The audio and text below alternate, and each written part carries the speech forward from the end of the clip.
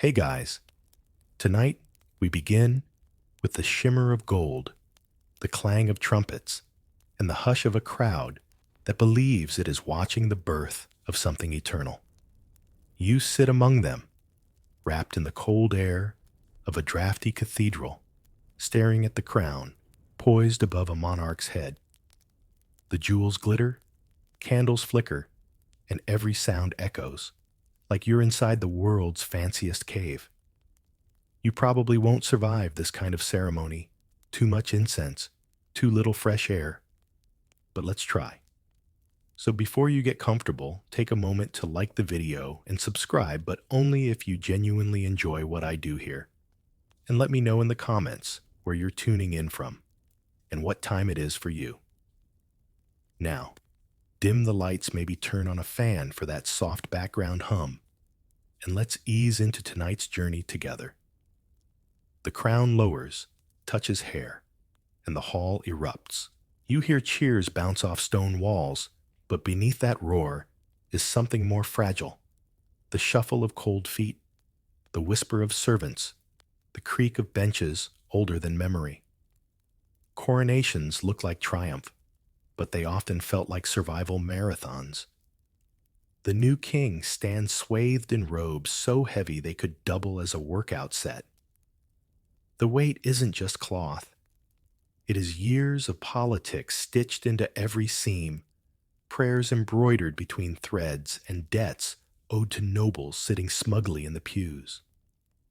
You shift in your seat, the stone beneath you colder than ice. Medieval cathedrals were grand, yes, but insulation was not their strong suit. The higher the ceiling, the grander the echo, and the greater the draft. People bundled in furs, shivering quietly, pretending to be swept away by divine majesty, while secretly wondering if their toes were still attached. Here's the mainstream fact. Coronations in the Middle Ages were not just pomp, they were deeply religious rituals. Kings and queens were anointed with holy oil, blessed by bishops, and crowned under the watch of relics said to hold heavenly power. The idea was simple. The crown came not from politics, but from God. Or at least that's what the bishops assured everyone. But here's a quirky tidbit. Sometimes the holy oil used at coronations was rumored to have mystical origins. One English tradition claimed a flask of sacred oil had been delivered by a dove straight from heaven. A bit like divine Amazon Prime same-day delivery, no shipping fee. Historians still argue whether these stories were devout, truth-clever propaganda or just a bishop's very creative sales pitch. As the monarch shifts under the crown, you can't help but notice the ridiculous detail. The robes are too long. Many kings and queens had to be half carried by attendants so they wouldn't trip over their own symbolism. Nothing says eternal glory, quite like the fear of face-planting on sacred steps. You smell incense, burning in heavy clouds, mixing with the waxy scent of dripping candles. It tickles your nose until you sneeze and a stern courtier glares at you, as if you've just committed treason by existing. The sound of choir voices rises heavenly, but slightly out of tune because medieval heating systems didn't do much for vocal cords. Modern comparison. It's like attending the Super Bowl, except instead of touchdowns, everyone claps when someone places an oversized piece of jewelry on another person's head. And instead of halftime snacks, you get fasting before communion. The jokes write themselves. First, you notice the king's face, serious, solemn, maybe a little pale. He's probably thinking about divine destiny, but he might also be thinking, how long do I have to stand here before my legs give out? Second, the nobles around. You look pious, but you catch one, discreetly yawning into his sleeve. Third, you glance at the new queen, her crown slightly tilted like a drunk tiara at a high school prom. The truth is, Coronations were less about individual glory and more about collective reassurance. Everyone wanted to believe the kingdom had stability, that chaos was kept outside the cathedral doors. You sense it in the air. This ceremony is not just spectacle, it's a contract. The king promises to protect the realm. The nobles promise to obey, or at least pretend to. The church promises that heaven approves. Whether anyone actually keeps those promises, well, historians still argue about that too. You lean closer, imagining the scratchy velvet under royal robes, the cool bite of gold against a sweating forehead, the constant fear of slipping crown jewels. The sound of trumpets swells again, brassy and triumphant, but slightly cracked, because the musicians' lips are numb from the cold. And then the feast begins, or at least the promise of one. Coronations almost always ended with grand banquets, mountains of food, stacked high dishes meant to dazzle. But don't get too excited, yet you're still stuck in this chilly cathedral, your stomach growling louder than the organ. That's the thing about medieval splendor. It was always a little drafty, a little smoky, and slightly disappointing once you scratch the gold leaf. As the monarch lifts a hand in blessing, you wonder how long this sense of awe will last. Perhaps until the next tax is levied, or until the next famine reminds everyone that divine crowns can't grow wheat. Yet tonight, in this frozen cathedral, the people believe. For a few shimmering hours, the world feels ordered, holy, and safe. You adjust your cloak, watching wax drip onto the floor, thinking of the irony. Kings and queens were crowned in splendor, but behind every gemstone shone the chill truth of stone draft and fragile humanity. Morning breaks in the castle, and you find yourself jolted awake not by birdsong, but by the clanging of pots, the barking of hounds, and the unmistakable draft of cold air sneaking under heavy wooden shutters. The royal day begins earlier than you'd like, and certainly earlier than the king would prefer. You rub your eyes, shivering, realizing that for all the jewels on his brow, a medieval monarch's morning routine feels more mud than majesty. The king rises from a bed that is less comfortable than it looks.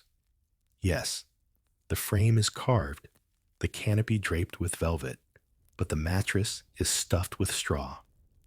The sheets scratch against skin and fleas, treat his royal body like a five-star buffet. You shift, scratching sympathetically. Silk doesn't feel like silk when it's layered over damp wool. Crowns may shine, but mornings are unkind. Here's the historical fact. Medieval kings often followed a strict routine set by their attendants. The chamberlain would wake him, dress him, and present him with wash water in a silver basin. Cleanliness was a performance as much as a habit. Hands and face splashed, teeth sometimes rubbed with a cloth dipped in wine. Not quite the spa experience, but at least he smelled better than the stable boys. But here's the quirky tidbit. Medieval toothpaste recipes included crushed eggshells, burnt rosemary, or even powdered deer antler. You picture the king grimacing as an attendant hands him something that looks like chalk dust and promises minty freshness. Historians still argue whether these concoctions actually cleaned teeth or just sanded away enamel until chewing bread felt like gnawing bricks. After washing, the king is dressed layer upon layer. Undergarments first, then hose, then tunic, then robe, then belt, then cloak. By the time attendants finish, he resembles a royal onion. You feel your own shoulders sag at the thought of carrying that weight. And shoes, don't forget the shoes, long pointed affairs that might trip him on his way to chapel. Fashion before function, even for monarchs. Breakfast. Don't imagine pancakes or coffee. Instead, bread, cheese, and ale. Ale for breakfast may sound luxurious, but medieval ale was low in alcohol, more liquid bread than morning buzz. Still, it's hard not to smile at the thought of a king beginning his day with something we'd call a brunch experiment. You glance out the narrow window slit. The courtyard below bustles with servants carrying firewood, squires tending to horses, and kitchen boys hauling water. The castle may symbolize power, but daily life looks like organized chaos. The king's role is to appear dignified above it all, though you suspect he'd rather crawl back under the itchy blankets. Modern comparison. It's like imagining the CEO of a Fortune 500 company brushing his teeth with bone dust, wearing 20 pounds of fabric, then heading to work without caffeine. You wouldn't survive your Monday. He barely survives his. The first joke comes easy. Imagine the king sneezing halfway through being dressed and sending a powdered deer antler cloud into his attendants' faces. The second, those long pointed shoes snagging a rug and nearly pitching him into the chamber pot. The third, his breakfast ale, tasting suspiciously like yesterday's mop water, but etiquette forbids grimacing. The morning continues with obligatory prayer. The royal chaplain drones Latin verses, while the king kneels stiffly on cold stone. His knees ache, his stomach rumbles, and you feel it too. Reverence is one thing, circulation is another. Historians still argue whether kings truly felt divine awe in these moments, or whether they were simply calculating tax revenues in their heads while pretending piety. The scent of smoke wafts through the corridor, fires being stoked, bread baking rushes smoldering on the floor. Your ears catch every echo. Dogs barking, boots clattering, someone cursing softly as they drop a tray of pewter cups. Castles may appear grand, but they sound like crowded apartment buildings made of stone. By mid-morning, the king will receive petitions. Nobles waiting with grievances, peasants hoping for mercy, messengers carrying news. Each case is a performance. The king sits, tall, speaks wisely, and masks impatience while secretly longing for a nap. You wonder if he ever fantasized about swapping roles just once, trading crowns for freedom. As you watch, you realize the daily grind of royalty is less glamorous than the coronation promised. It is full of rituals, small discomforts, and endless obligation. You straighten your cloak and sigh. Kings wake early, queens even earlier, and you, poor listener, will march alongside them through the weary hours of medieval life. You shuffle through the castle corridors, the chill seeping into your bones, as you realize that the Queen's Day begins before the King's. While he still stretches beneath velvet canopies, she is already awake, her ladies bustling around like bees in a hive. Queens in the Middle Ages carried burdens heavier than their jeweled crowns, though most of those burdens were invisible, tucked neatly beneath layers of silk. She sits upright on a carved wooden chair, while two attendants braid her hair into elaborate coils.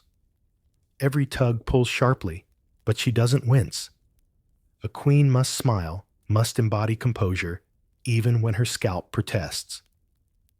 The mirror she stares into is a polished disc of metal, warped imperfect, so she sees herself, both magnified and distorted. You lean closer, too, realizing that being queen means living in constant reflection, never entirely your own. Here's the fact: queens were often responsible for the smooth operation of the royal household. They managed servants, arranged feasts, coordinated the daily flow of supplies, and sometimes even heard petitions when the king was absent. Far from idle, queens worked as administrators in gowns that weighed more than a sack of flour. But here's the quirky tidbit: Some medieval beauty routines included using crushed pearls as face powder or smearing donkey's milk on the skin for eternal youth. You imagine the queen holding her breath as some unlucky servant applies a mask that smells more barnyard than boudoir. Historians still argue whether these treatments were effective or merely expensive ways to look vaguely luminous under candlelight. You notice the heavy gown being drawn over her head layer after layer until she disappears beneath brocade and fur. Each seam pinches, each jewel adds weight, but her smile remains painted in place. It's like being dressed for battle, though her weapons are etiquette and silence. Her waist is cinched tightly, not by choice, but by expectation. You shift uncomfortably, wondering how she manages to breathe at all. The queen glides to chapel, her footsteps muffled by rushes scattered on the stone. Behind her trail, ladies in waiting, each carrying some necessity, a book of prayers, a kerchief, perhaps even a small lapdog. It's a procession of loyalty, but also surveillance. Every gesture is noted, every sigh remembered, every slip in posture whispered about later in some hidden alcove. Modern comparison. Imagine waking up and immediately stepping onto a stage where the audience never leaves, not even during breakfast. For a medieval queen, life was less reality TV and more permanent surveillance without commercial breaks. The first joke comes naturally. Her lapdog, pampered beyond reason, growls at a servant who dares to set down the prayer book too loudly. The second one, lady trips on her gown's hem, flailing like a swan before regaining composure, pretending nothing happened. The third, the queen's jewel-encrusted headdress is so heavy, she tilts slightly to one side, resembling a ship leaning in the wind. But beneath these small absurdities lies tension. The queen must produce heirs, maintain alliances, and embody virtue. The court watches her closely. Every glance at her husband is dissected, every rumor about her health magnified.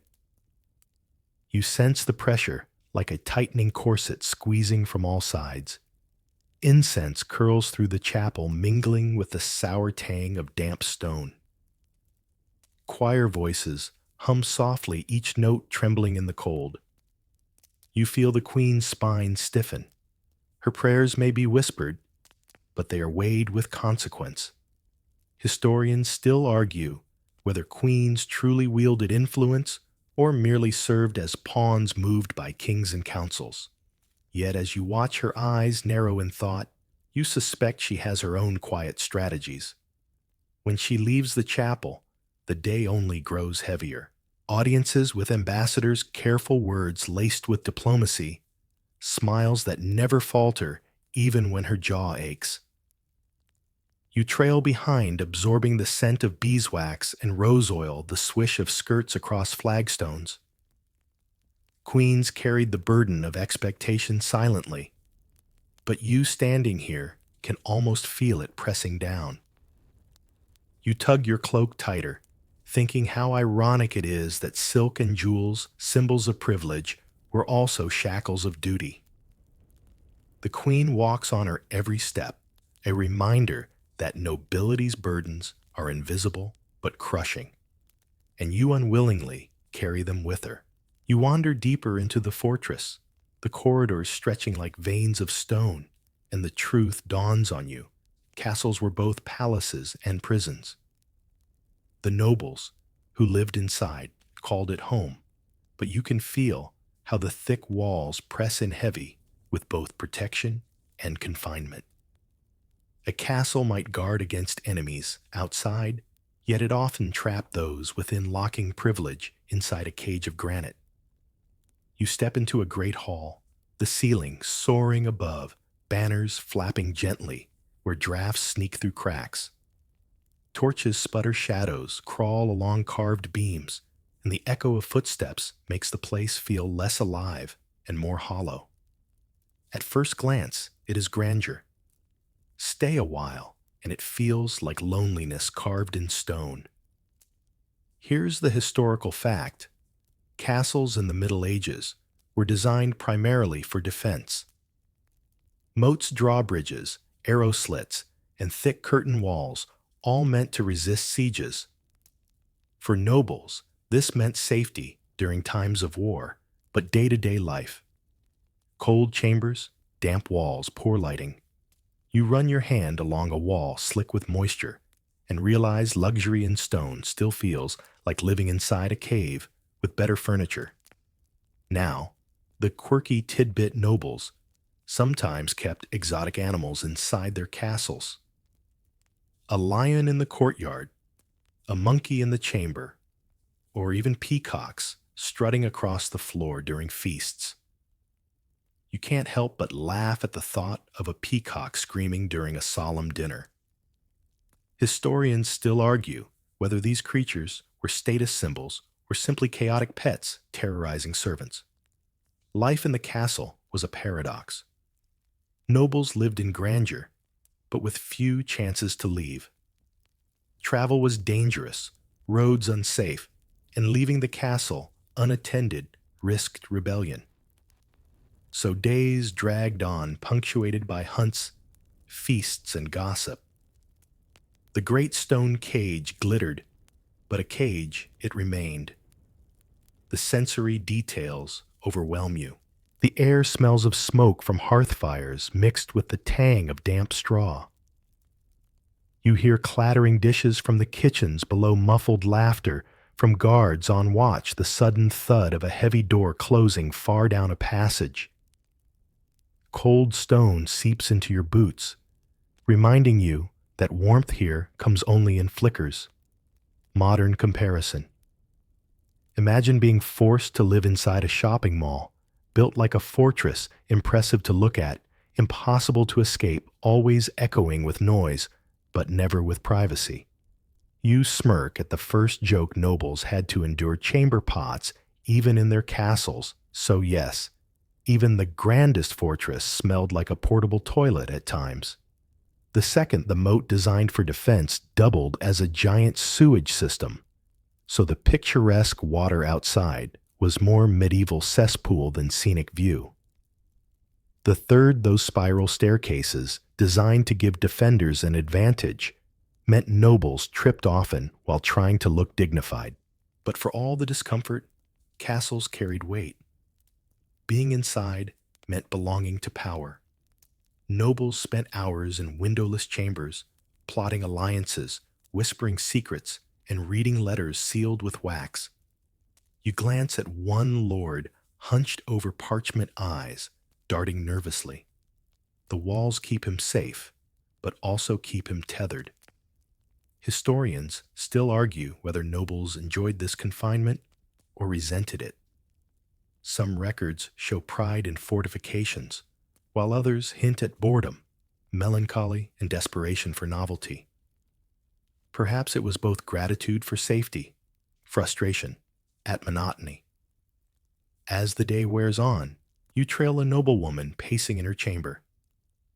She runs her hand over embroidered cushions, sighs at the narrow view through a slit window, and mutters about missing the green fields of her childhood home.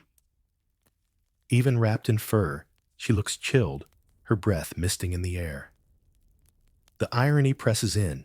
Castles were designed to keep enemies out, but they also kept life out.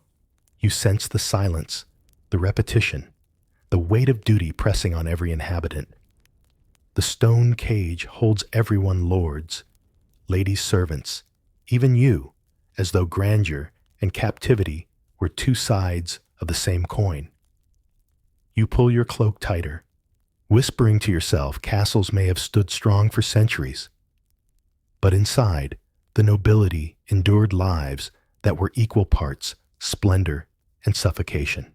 The scent hits you before the sight: roasted meats, spiced wine, and fresh bread, weaving through the drafty corridors like an irresistible summons.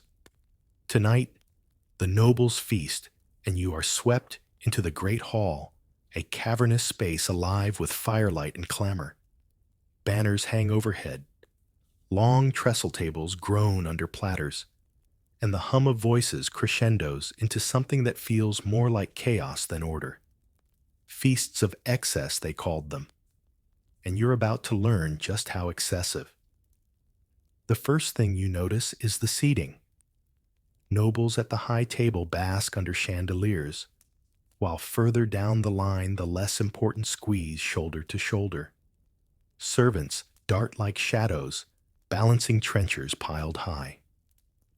You rub your hands, tempted by the sight of roasted swan decorated with gilded feathers. But you also spot the less glamorous dried fish, overcooked peas, and bread so hard it could double as a weapon. Here's the historical fact. Medieval feasts often lasted hours, even days. They were more than meals. They were political theater. Every dish paraded in was a performance signaling wealth connections and divine favor. Nobles invited bards, jugglers, and even trained bears to entertain. You lean back as a minstrel strums, nearly drowned out by laughter and the clatter of knives. And here's the quirky tidbit: utensils were optional. Many nobles used their hands dipping into communal bowls, sharing sauces and wiping greasy fingers on tablecloths or on the unfortunate sleeves of servants. Forks did exist, but were considered suspiciously foreign, even sinful, for centuries. Imagine explaining that to your etiquette teacher. Historians still argue whether the resistance to forks was genuine piety or just stubborn tradition. You glance around. A nobleman gnaws on a leg of venison grease dripping into his beard. Across the hall, a lady picks delicately at sugared almonds, her jeweled fingers sticky with honey. The clash of elegance and mess is both absurd and oddly human. The flicker of firelight makes the wine glow ruby red, but you know some cups are refilled with questionable water or sour ale. Modern comparison. It's like Thanksgiving dinner. If Thanksgiving lasted 3 days, featured a live bear, and ended with political deals sealed over half-eaten pies. The first joke comes quickly. One noble sneezes mid-bite, sending crumbs flying onto his neighbor's golden chain, and no one dares mention it. The second, a roasted boar's head decorated with fruit, stares at you from the table as if judging your table manners. The third, a servant trips spilling gravy down the bishop's robes, and the bishop tries to look holy while smelling like stew. But behind the spectacle lurks reality. Servants sneak scraps into aprons, hiding food to feed their families later. You spot a boy slip a hunk of cheese into his pocket, his eyes darting nervously. Nobles laugh at jests, but the quiet hunger of the staff tells another story. Feasts were symbols of abundance, yet famine always lurked outside castle gates. The sensory overload presses on you. Smoke clings to your hair. The heat from roaring hearths makes your cheeks flush, and the mixture of odors, spices, sweat, animal fat, wraps around you like an unwelcome cloak. The music stumbles. In tempo, drunken voices try to keep pace, and you feel your head spin as though you've downed too much mulled wine. Historians still argue whether such excess brought unity or resentment. Did peasants marvel at their lord's abundance, or quietly seethe as they went hungry? Records show both admiration and bitterness, a contradiction that still echoes through the candlelit hall. By the time dessert arrives, marchpanes shaped like castles, candied fruits gleaming like jewels, you're too overwhelmed to care. The nobles clap for more music, more wine, more distraction, while you realize the excess masks something deeper: insecurity. The louder the feast, the quieter the fear of rebellion, famine, or plague. You lean against a pillar, the din ringing in your ears, and whisper to yourself, yes, the tables overflow, but the shadows at the edges of the hall remind you that even the richest feast leaves someone hungry. You follow the servants at dawn, past the echo of last night's feast, into chambers where water steams in copper tubs and linen towels hang like surrender flags. Here, among ewers, basins, and bowls of herbs, you learn a royal truth. Few ballads sing about crowns, glitter, but hygiene groans. Perfume fights a losing battle against damp stone and busy bodies, and this morning's ritual is less glamour than logistics. A page kneels with a silver basin. Another pours warm water from a ewer over gloved hands, then bare, then gloved again, because somebody misread the sequence. The king extends his fingers like a reluctant saint, while an attendant rubs them with a ball of scented soap that smells faintly of olive and ashes. Here's the mainstream historical fact in noble households. Formal hand washing before and after meals was standard protocol, complete with ewer and basin ceremony and scented waters, often rose or lavender. Cleanliness was etiquette. It was also performance. Everyone saw it, which was the point. The air is a blend of beeswax, damp wool, and something sharper, vinegar. A maid wipes the rush-covered floor with vinegar water, convinced, like many of her century, that sharp scents combat miasma, those invisible bad airs, blamed for disease. A basket of herbs sits nearby rosemary to brighten the bath chamomile, to soothe sage, to pretend last night's garlic didn't happen. Someone murmurs about steeping time to lift the spirits, which given the draft is optimistic. Quirky tidbit thyme tooth powders run the gamut from crushed eggshells and salt to burnt bread and charcoal. Somewhere, a court apothecary swears by ground rosemary with honey for sweet breath. You watch the queen accept a tiny cloth dabbed in wine and rub it across her teeth with a wince. Historians still argue whether these remedies helped or just sanded enamel into an early retirement. Your jaw twinges in sympathy either way. The tub, when it appears, is not a marble fantasy, but a respectable barrel liner lined with linen. Servants carry kettle after kettle, panting like draft horses on a spiral stair. The king steps in with theatrical dignity and immediate regret. Water never stays warm long in a room built to breathe like a lung.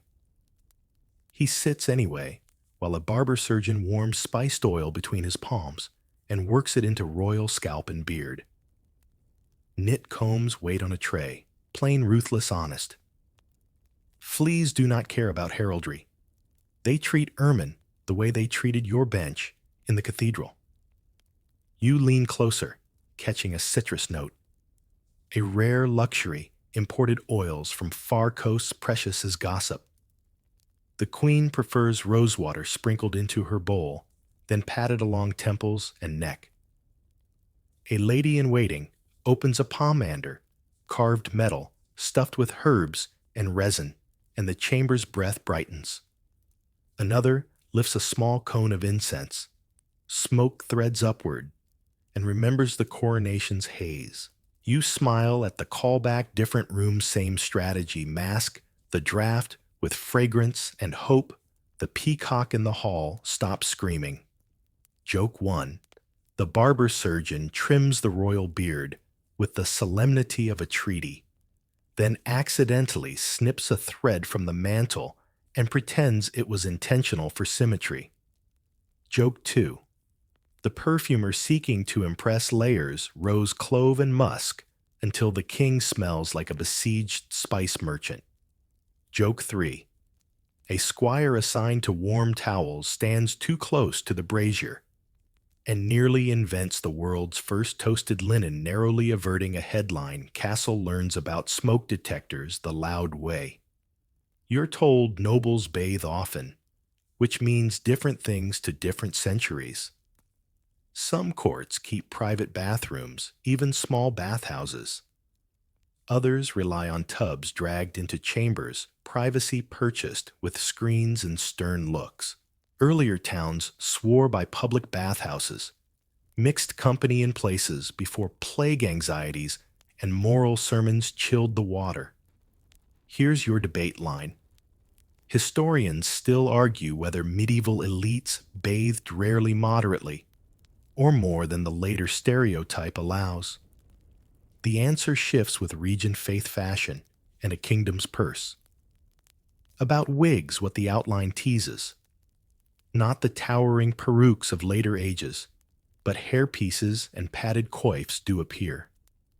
Scented caps, ribbons, and false plaits help fill out fashions or hide a thinning patch earned by crowns and stress. Some chronicles hint at perfumed hair cushions tucked under hennons or hoods. Others stay silent.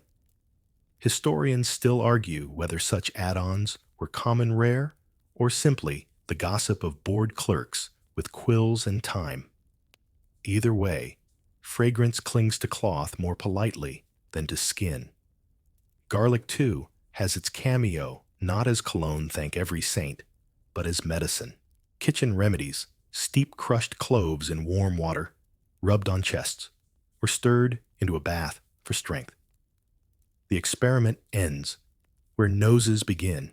Even royalty has limits. A chamberlain opens the window slit for fresh air, and the mote's opinion rushes in. You retreat blinking. The garlic bath loses on points. Modern aside, you've bought artisanal soap that promised mountain breezes and moonlit cedar. Imagine it working a full shift against damp banners. 4 dogs, 2 fireplaces, and a hallway of armored men who believe deodorant is for the French. Bless the soap for trying. The Queen's ladies set out linen shifts, clean hose, and a gown whose embroidery could pay a village's taxes. Underlayers matter more than gems. They touch the skin, collect the sweat, and carry the battle against odor. Laundry day is a saga. Heated water. Lye soap that stings fingers. Beating cloth across boards until it remembers how to be white. You can almost taste the alkaline bite as steam rises from the wash tub, a domestic fog of victory. Castile soap appears as a whispered miracle olive oil purity imported at cost, soft lather like diplomacy on the skin. Not every court can afford it. Not every court cares. Many cling to tallow and ash scrub rinse and hope the bishop's sense of smell is mortal. Somewhere a clerk notes an expense for soap exquisite, then quietly buys ordinary cakes and pockets the difference. Corruption smells like everything else here, smoke and roses. Feet next. A warm foot bath, a quick pumice, a dab of oil. It's surprisingly tender, even ceremonial. A reminder that bodies need kindness when walls are cold. You picture the long walkway to the hall, flagstones grit the drag of cloth. A good foot day is the difference between regal glide and royal hobble. Your mind runs back over the tally of smells. Rosewater vinegar, smoke, clove, damp wool, wet rush's faint moat, and somewhere a stubborn boar's head memory from last night's table. Hygiene here isn't a finish line. It's a daily duel with an enemy that always wakes up first. The nobles know it. They armor with linen herbs, combs, and ritual. They win enough to be seen admired and not flinch at their own company. They lose enough to remember they're human. Historians still argue whether medieval people stank all the time, or if that's a later punchline invented by noses unused to wood smoke and wool. You standing in the steam of a morning that tries its best, decide the truth is less meme and more math stone plus season plus bodies equals work. And work, they do, quiet, repetitive, unglamorous. By the time the king's ring is slipped back on the queen's hair, netted and jeweled, and the pomander snapped shut, the room smells almost civilized. Almost. The peacock chooses that moment to shriek again, as if to announce that nature gets the last word. You smile, tug your cloak close, and follow the court out. Perfume trails behind, like a promise the day will try, even if the castle refuses to. You shuffle further into the grand halls, where kings, queens, and nobles spun their rituals of food, clothing, and subtle power. The banquet tables glitter not just with roasted swans and spiced wine, but with the weight of social ranking on every platter. You can almost taste the excess, though behind the gilded scenes, the kitchens groan with smoke and sweat. The feathered hats, the fur-lined cloaks, they aren't just fashion, they are survival against stone-cold castles and a culture of appearances. Every sip, every bite was performance. Historians still argue whether these elaborate feasts truly strengthened bonds of loyalty or simply magnified envy at who sat closer to the salt. And here, you notice one of those quirky details. The salt cellar wasn't just a condiment bowl, it was the medieval seating chart of prestige. If you sat above the salt, you were somebody. If not, well, you were just there for the mutton scraps. You feel the cold drafts snaking through the cracks of those massive stone walls, realizing that even royalty wasn't spared the chill. Cloaks of ermine and velvet weren't about looking regal. They were the medieval version of layering up before the fire sputtered out. Still, the illusion mattered. In portraits, queens gleamed under candlelight necklaces heavy enough to bruise collarbones, while in reality, their fingers were probably numb from frost. One fact that anchors this is how medieval chronicles describe entire courts sleeping in the same great chamber, their luxury muted by the simple need to share warmth. You can imagine a noble snoring just a curtain away from his king, a reminder that even in hierarchy, winter humbled everyone. The sensory storm continues.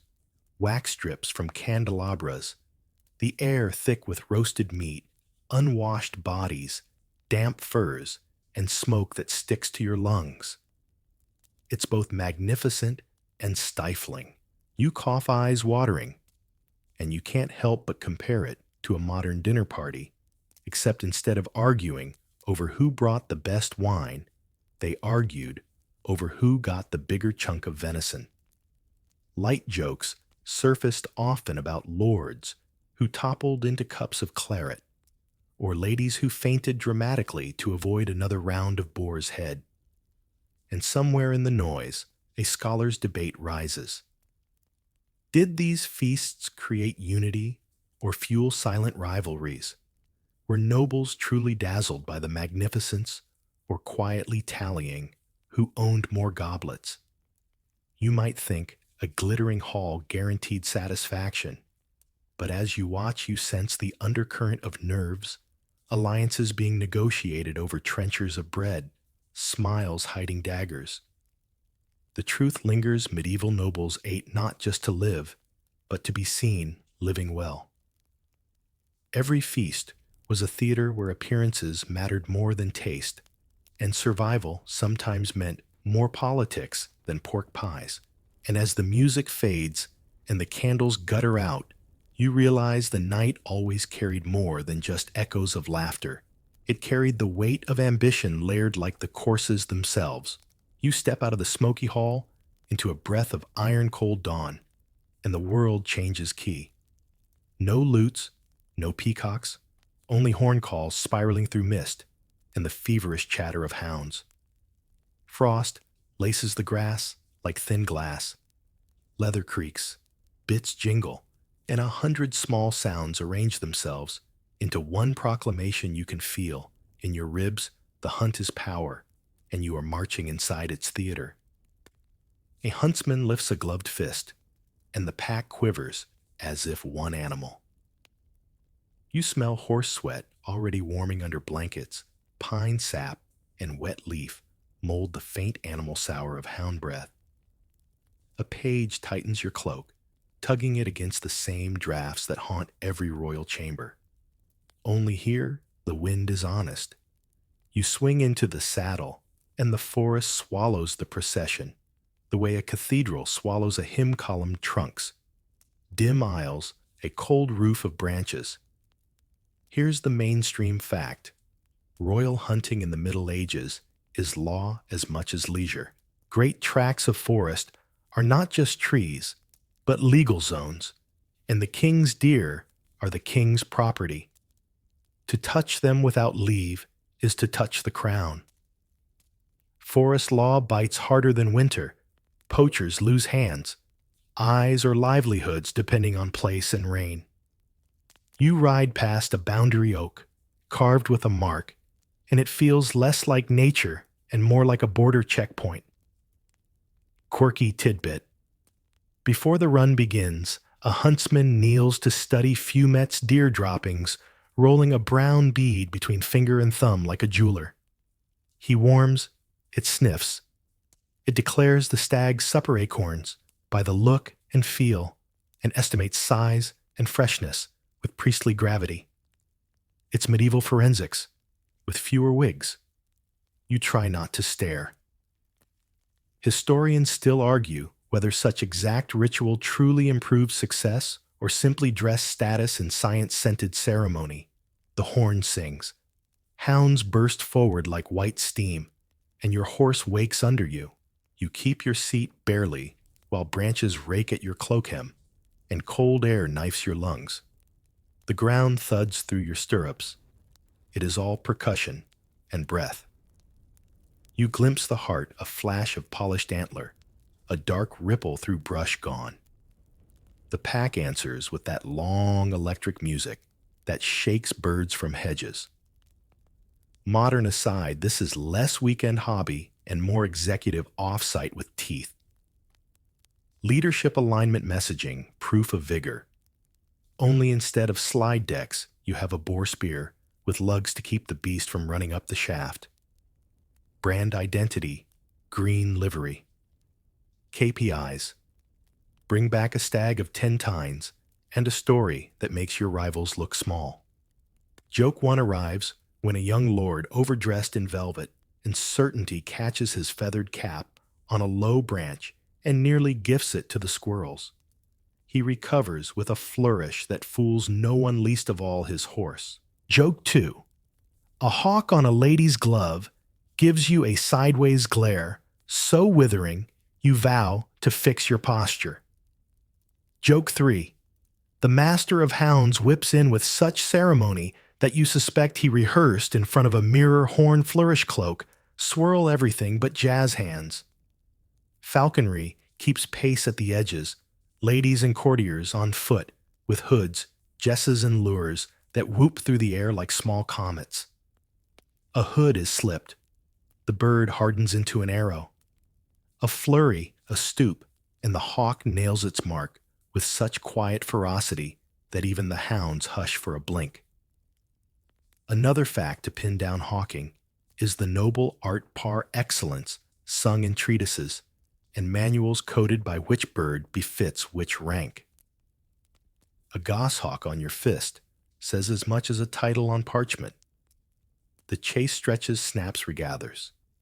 You taste salt at your lips, sweat in winter is its own strange pride. Over a ford, your boots fill with water, and your toes relive the castle's stone floor drafts. You think of canopied beds and laugh at the idea that velvet ever stopped anything cold. The heart breaks from cover into a shallow vale, and the pack bays in a round, echoing bowl of sound that sets your horse trembling. A spear slides into the master's hand as naturally as a scepter. Power looks like velvet indoors. Out here, it looks like ash wood and steel. In another ritual, when the beast is taken, the field stills. Knives flash precise as liturgy. The curé honors to the hounds is laid out with care. Portions go to rank and service, and a novice hunter earns a smear of blood across the cheeks. Blooding, they call it a joke with teeth. You shiver as the warmth meets the air and remembers it is winter. Historians still argue whether hunts primarily provisioned larders, trained war skills, conserved herds, or were above all theater of dominance staged for watching eyes. Likely, you think all at once, meat muscle memory management message. Not all game is stag. Boar hunts drop the temperature 10 degrees. Men check the cross guards on their spears, pray under their breath, and laugh too loudly. A boar does not run, it redirects. Horses hate the scent and tell the truth with their feet. You picture the bronze head on a feast table and remember last night's decoration staring back fruit in its tusks like a grin. The circle closes dish to forest, forest to dish. Back at the edge of the trees, falconers tend to muse and birds. A hood slides down. The hawk softens again into a thought at rest. A lady massages a cramped wrist, then smiles as if cold and effort are charming rumors. You're learning the grammar, control, release, recover, display. Everything says the same sentence in different accents. We command this land, and it's living. Even the awkward bits, a hound that won't recall a horse that hates mud, a lord who drops his spear. People notice, note, remember. You clock another small absurdity beside the sacred. The tally of horn calls gone away, gone to ground. Hello has more variations than the court has reliable cousins. A boy prances as if he were a hound miming the calls to make a kitchen maid laugh. It works until the kennel master glares and the boy evaporates. Ceremony survives because someone frowns at the right time. The light weakens. Steam threads from backs reins muzzles. Everywhere is damp and speed-tired. You glance at your gloves. Sap smears a burr stitched in a nick you didn't feel. Your body knows that you have lived through something the hall will translate into praise. The story will grow warmer near the fire. The leap was wider. The horn, braver, the stag larger. And yet part of you prefers this colder truth, the way the forest watched unimpressed and took you in anyway. On the ride home, you pass cottages tucked under hedges. A boy stares at the procession with a face like a question. He will not taste the king's deer. Forest law has already answered him. You look away and hold the reins with too much care, as if your hands could be mistaken for justice. Your breath pools white above the horse's mane and dissolves. By the time the castle's gray teeth rise from the hill, the pack is quieter, and your bones are one long draft from heel to neck.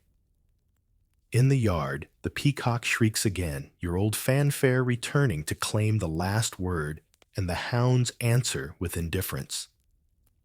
The hunt's lesson lingers as you swing down from the saddle power eats in public, but it runs bleeds and proves itself in private weather.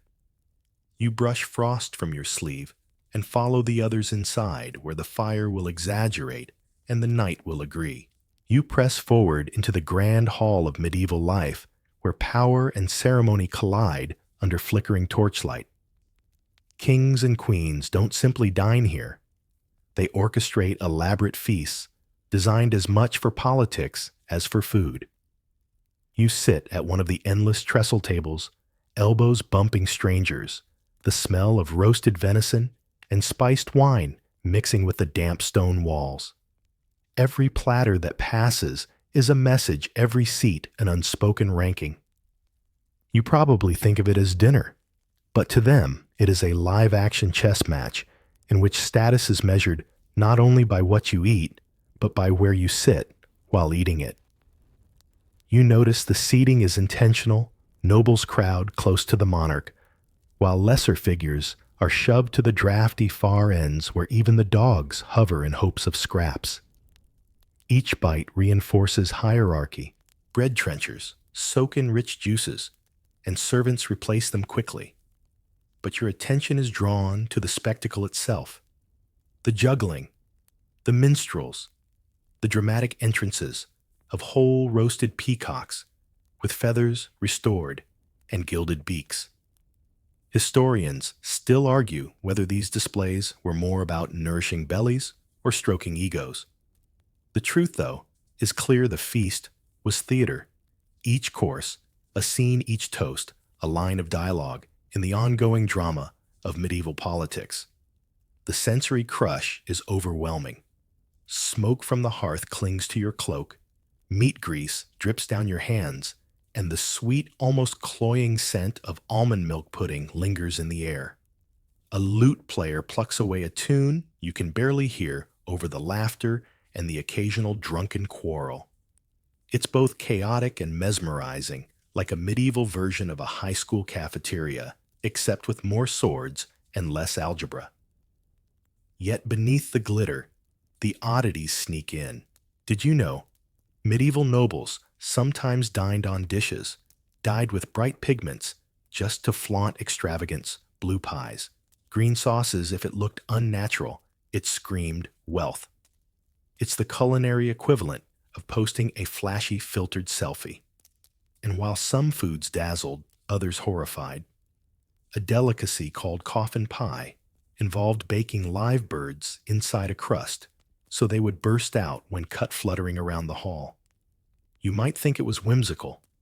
In reality, it probably caused chaos, overturned goblets, and terrified the poor servants. You can't help but laugh quietly. Imagine your modern dinner party interrupted by a flock of doves flapping out of the casserole dish. Yet, in medieval logic, the greater the spectacle, the greater the prestige. These feasts were expensive gambles, often plunging hosts into debt, but the memory of splendor could secure alliances or intimidate rivals. Wealth here wasn't measured by savings, but by how magnificently you could waste resources in public. As you linger, you notice one detail.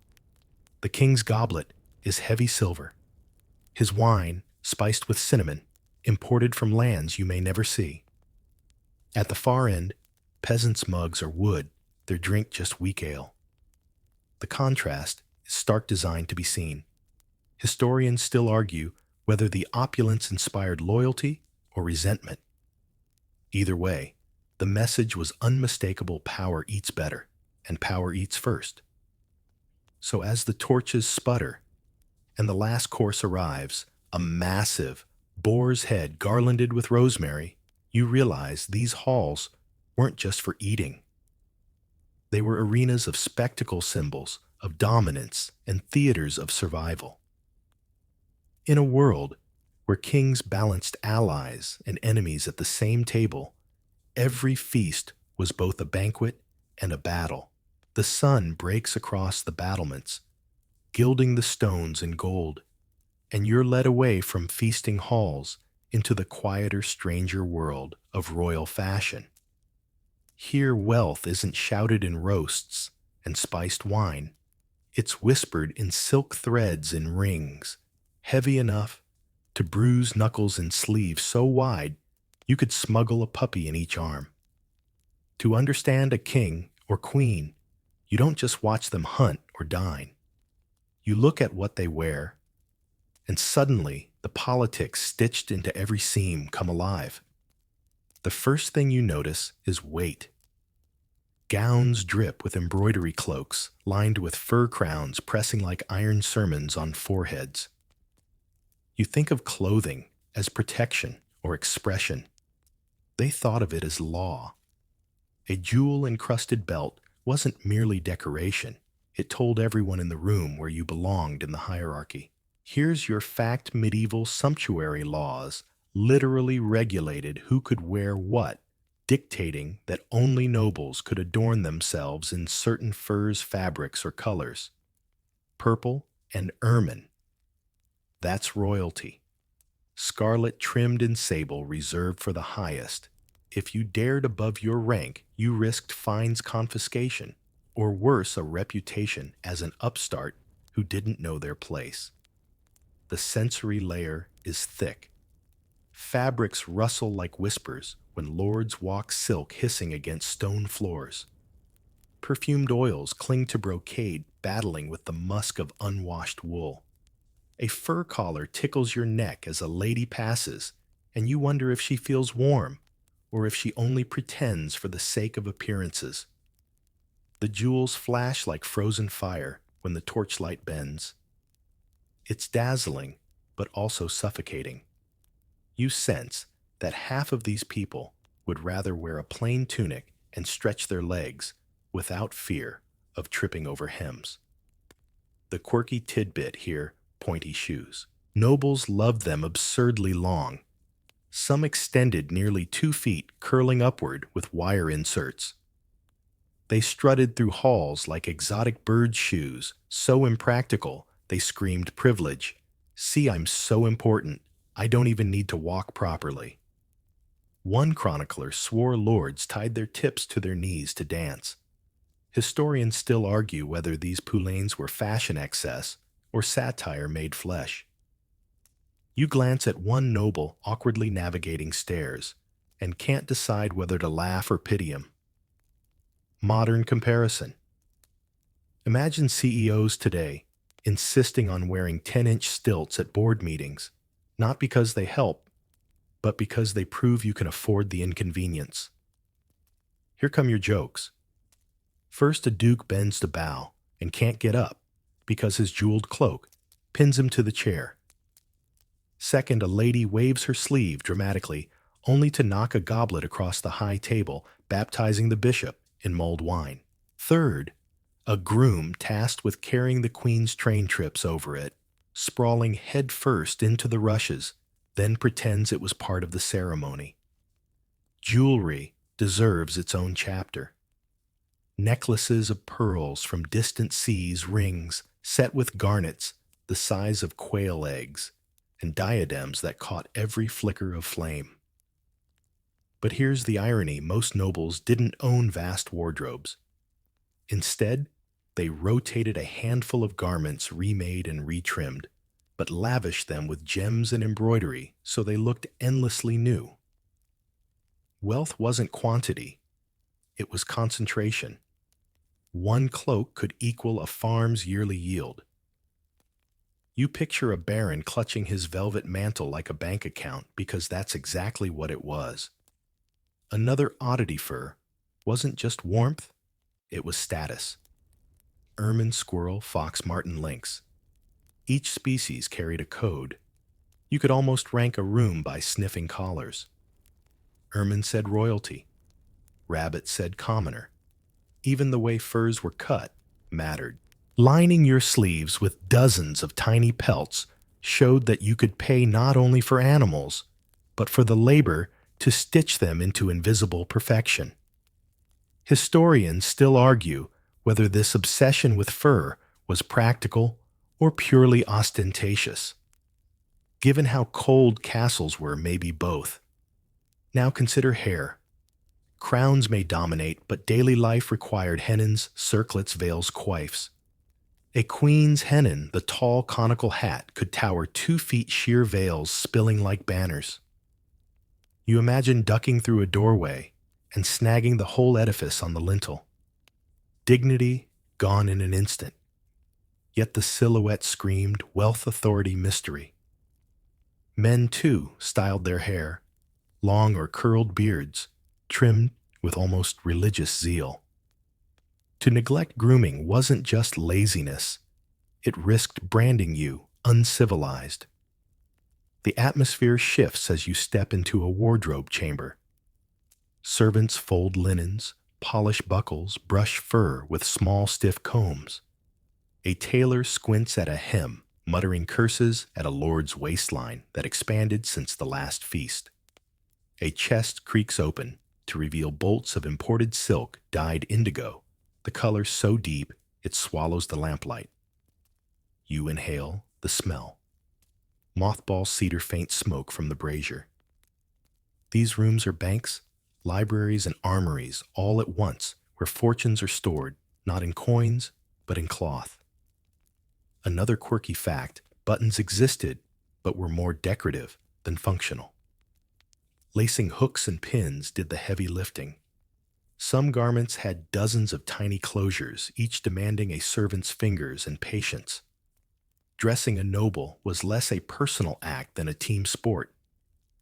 Modern aside, imagine needing a pit crew every morning just to get into your outfit. And if they botched it, you risk public embarrassment all day. But here's the tension you feel. It with every swish of velvet these clothes meant to elevate also trapped. Heavy layers restricted movement, jeweled hats, strained necks, long trains required someone else's arms. Nobles carried their status on their bodies like portable prisons. They glowed, yes, but they sweated, stumbled, and sighed under the weight. Even kings sometimes longed for simple hose and tunics, though few dared to admit it. The scholarly debate threads in, were these fashions embraced joyfully, or were they endured because refusal meant suspicion? Some argue nobles genuinely loved the excess. Others claim they resented the discomfort, but obeyed social codes. You watching a young squire lace up his master's sleeves until his fingers bleed, lean toward the latter. Glamour was costly in every sense. As the chamber quiets, you notice a noblewoman inspecting herself in a polished bronze mirror. She adjusts her jeweled girdle size and whispers something like a prayer, though you catch only one word appear. That's the secret. To appear no matter the cost, no matter the weight. To appear was to survive. You wrap your cloak tighter, feeling suddenly plain. But as you leave the wardrobe chamber, the truth settles. The Middle Ages were stitched together not only with thread and jewels, but with anxiety duty and the relentless pressure to be seen. You follow the flow of courtiers down another stone corridor, and the air shifts again, this time scented not with perfume or roast meat, but with parchment ink and beeswax candles guttering in high windows. Here inside the royal chapel, the power of kings and queens is clothed not only in silk, but in ritual. Religion breathes through every flagstone. If the hall was theater, this is the courtroom of heaven, and everyone knows the verdict matters more than law. The chapel is cold. Even with rushes laid on the floor and tapestries pinned against walls, winter drafts stalk the pews like ghosts. You rub your hands together, breath puffing white, and hear the low drone of monks chanting hours. It feels ancient, binding, inescapable. A king may rule armies, but here he kneels stripped of weapons, and the image is clear. Higher authority governs even him. That tension, earthly crown beneath heavenly crown, defines the entire rhythm of medieval kingship. Mainstream fact kings were anointed with holy oil at coronation, effectively placing them in a sacred category apart from ordinary mortals. Coronation wasn't just politics. It was a sacrament aligning the ruler with biblical kings like David and Solomon. Queens, too, were anointed, though often in ways emphasizing fertility and protection.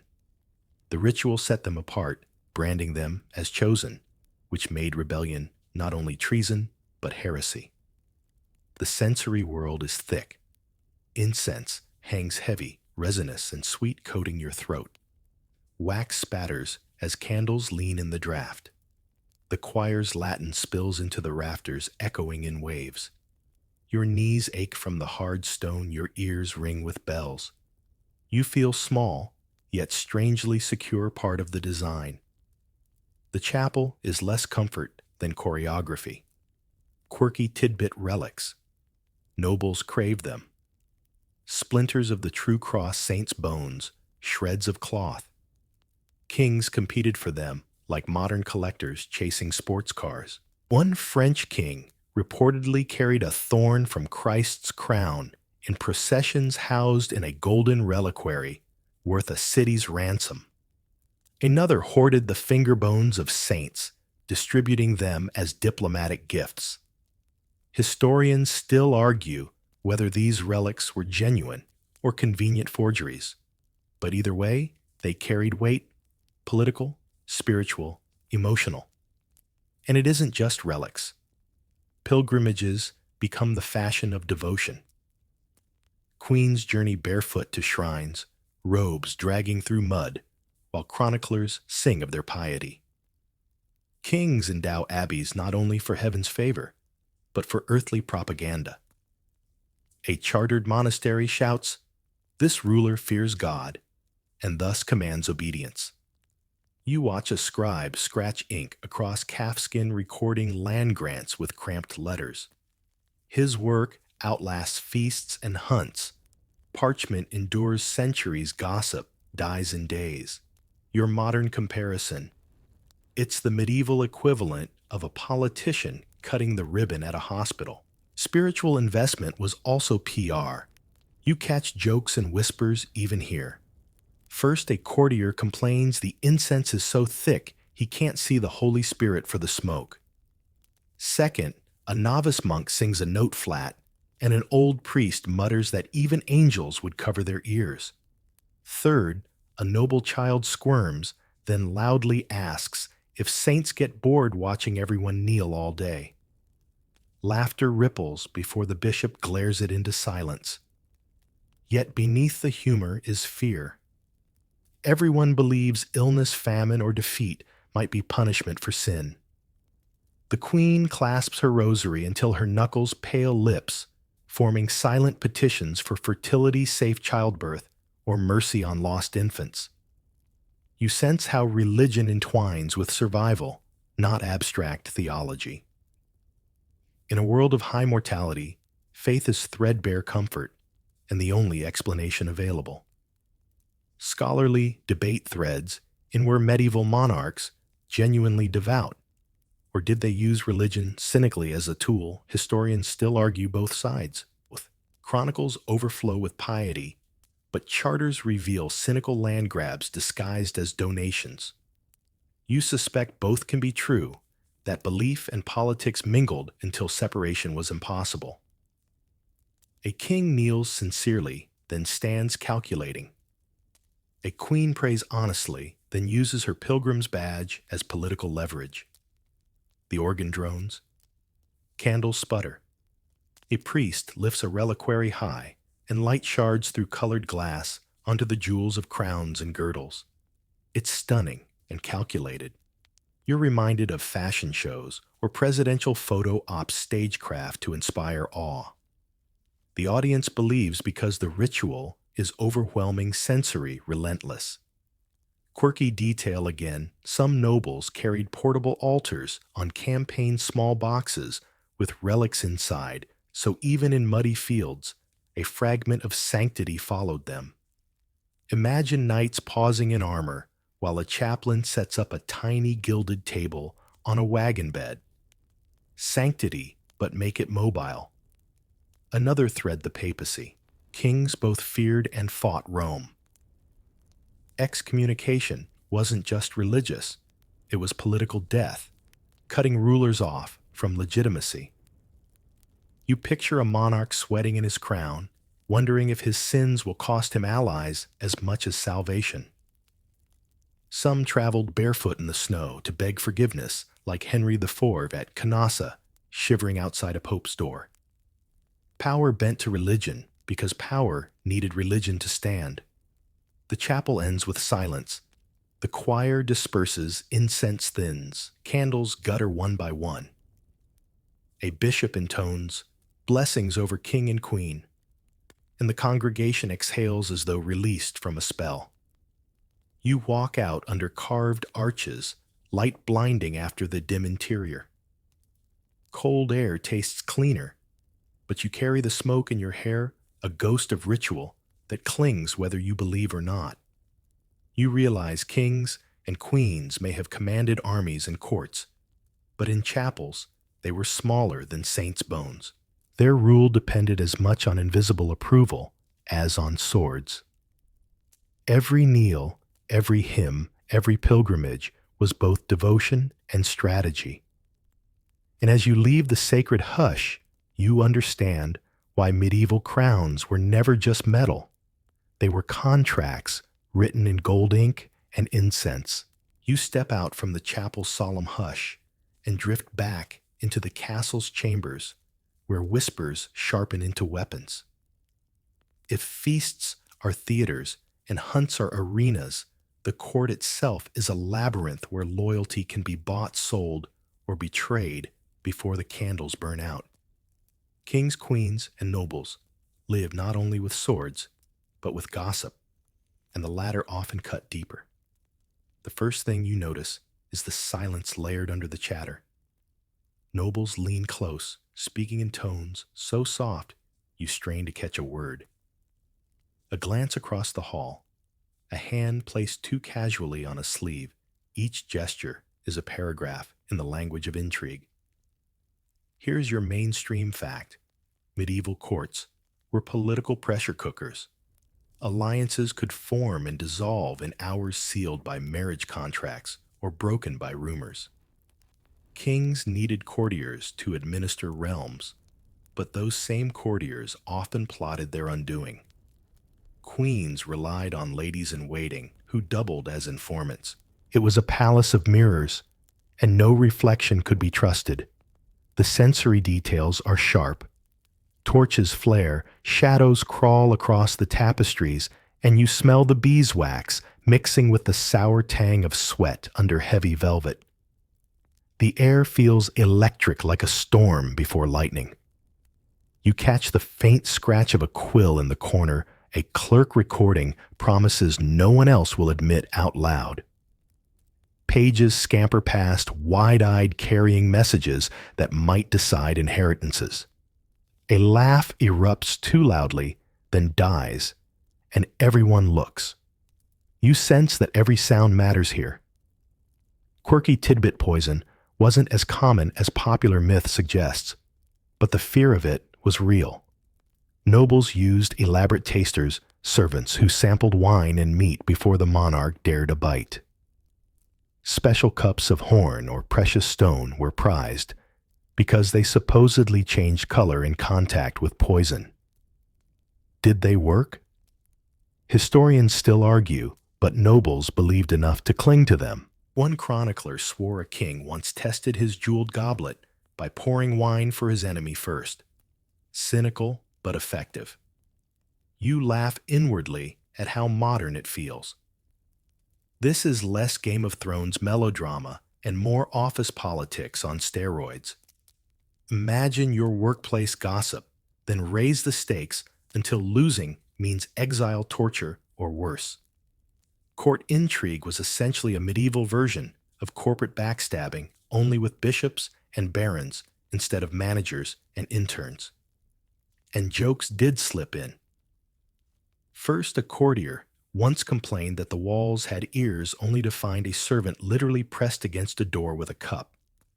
Second, a scribe miscopied a charter accidentally granting a noble's cow the right to hold land in perpetuity. Third, a jester mocked the queen's coiffure so accurately that courtiers snorted into their wine, though the jester spent a week in the dungeon for his trouble. At the heart of these intrigues were marriages. Royal weddings weren't romantic, they were chess moves. Daughters became bargaining chips. Sons became heirs or hostages. A queen might smile at her daughter's betrothal, even while her heart cracked, because alliances mattered more than happiness. Historians still argue whether queens wielded more power through marriage arrangements or through subtler influences, whispered council patronage, even managing reputations. Either way, women's roles in court intrigue were pivotal, though often hidden. Another quirky detail: coded messages. Nobles wrote letters with invisible ink, made of lemon juice revealed by firelight. Others used acrostics, hiding pleas for aid or plots for rebellion in the first letters of each line. Servants smuggled notes, tucked inside loaves of bread or sewn into hymns. Espionage wasn't James Bond sleek, it was messy, desperate, and often failed. Yet the paranoia fueled endless watchfulness. You notice how religion entwined here too. Confessors could become conduits of secrets, hearing sins that doubled as political intelligence. Monks in cloisters weren't always neutral scribes, they sometimes funneled information to factions cloaked in piety. A crown bent under a mitre whisper as easily as under a sword's edge. The scholarly debate returns. Was court intrigue exaggerated by chroniclers hungry for scandal? Or was it truly the bloodstream of medieval politics? Some argue real governance happened through documents taxation and armies, not whispers. Others insist those whispers shaped the very decisions recorded later in charters. Watching a nobleman slide a ring across a table to seal an alliance, you suspect the truth lies in both. The sensory intensity deepens. You taste the metallic tang of tension, as though the air itself carried iron. A tapestry flutters where no breeze should be, and you wonder if someone hid behind it. Your eyes adjust to half light, catching shadows of figures leaning together. It's a hive buzzing dangerous, intoxicating.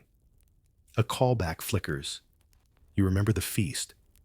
We're seating by the salt-defined rank. Here in these corridors, the same logic applies invisibly. Who speaks first? Who leans back? Who leaves a silence hanging? All are signals as potent as banners on a field. To miss them is to risk ruin. You realize jokes and whispers mask real fear. To misstep in court could mean banishment or a trip to the tower. Noble smiled with lips while calculating with eyes. It was survival, disguised as civility. The medieval court wasn't just a place. It was an ecosystem, feeding on rumor, rewarding cunning and punishing honesty. And so, as the torches gutter and the hall thins, you understand thrones may be carved of oak, but crowns are balanced on whispers. The king may sit tallest yet, even he listens for rumors drifting through drafty corridors. Power here is fragile, precarious, built on secrets carried in the dark. You move deeper into the castle, away from whispering courtiers, until the smell shifts again, this time to leather-oiled iron and straw. You're standing in the armory, a cavernous chamber, where the wealth of kings and nobles clinks softly with every step. Here power isn't only about words or robes, it's about steel forged into shapes meant to dazzle and terrify in equal measure. The walls bristle with weapons. Spears stack in racks, swords cross in shining pairs, shields lean heavy against stone. Each piece is more than a tool, it's a statement. A blade etched with Latin prayers announces piety as much as strength. A helmet crowned with a plume screams rank. The mainstream fact is unavoidable medieval nobility defined themselves through arms and armor. Knights were the visible arm of aristocracy, their very existence proof of a class that monopolized violence under the guise of honor. To own a horse and the armor to ride it was to belong among the ruling elite. The sensory overload is instant. The air smells of forge smoke, long cooled mixed with tangy polish and faint mildew from damp stone. You touch a breastplate, cold, smooth, heavier than you expect. It echoes faintly when tapped like a muted bell. Somewhere deeper in the hall, a hammer still strikes iron, rhythmic, patient, like a heart beating in metal. You taste grit in the air, a reminder that this glamour begins in soot and sweat. Quirky tidbit armor wasn't always dull gray. Many nobles gilded their harnesses or painted them with bright enamels. Some even commissioned parade armor, with absurd flourishes, helms shaped like roaring lion's antlers, sprouting from visors, wings of beaten brass arching above pauldrons. Imagine trying to terrify your enemy while looking like a giant golden bird. Historians still argue whether such pieces ever saw battle, or if they existed solely to impress at tournaments. You laugh quietly at how impractical some designs sound. Modern comparison. It's like buying a sports car. You never drive just to park it outside your house so everyone knows you can afford it. Jokes creep in even here. First, a squire trying to lift a full suit of armor and falling flat-pinned like a beetle. Second, a knight tripping in his greaves while attempting to bow, crashing to the floor with dignity clanging.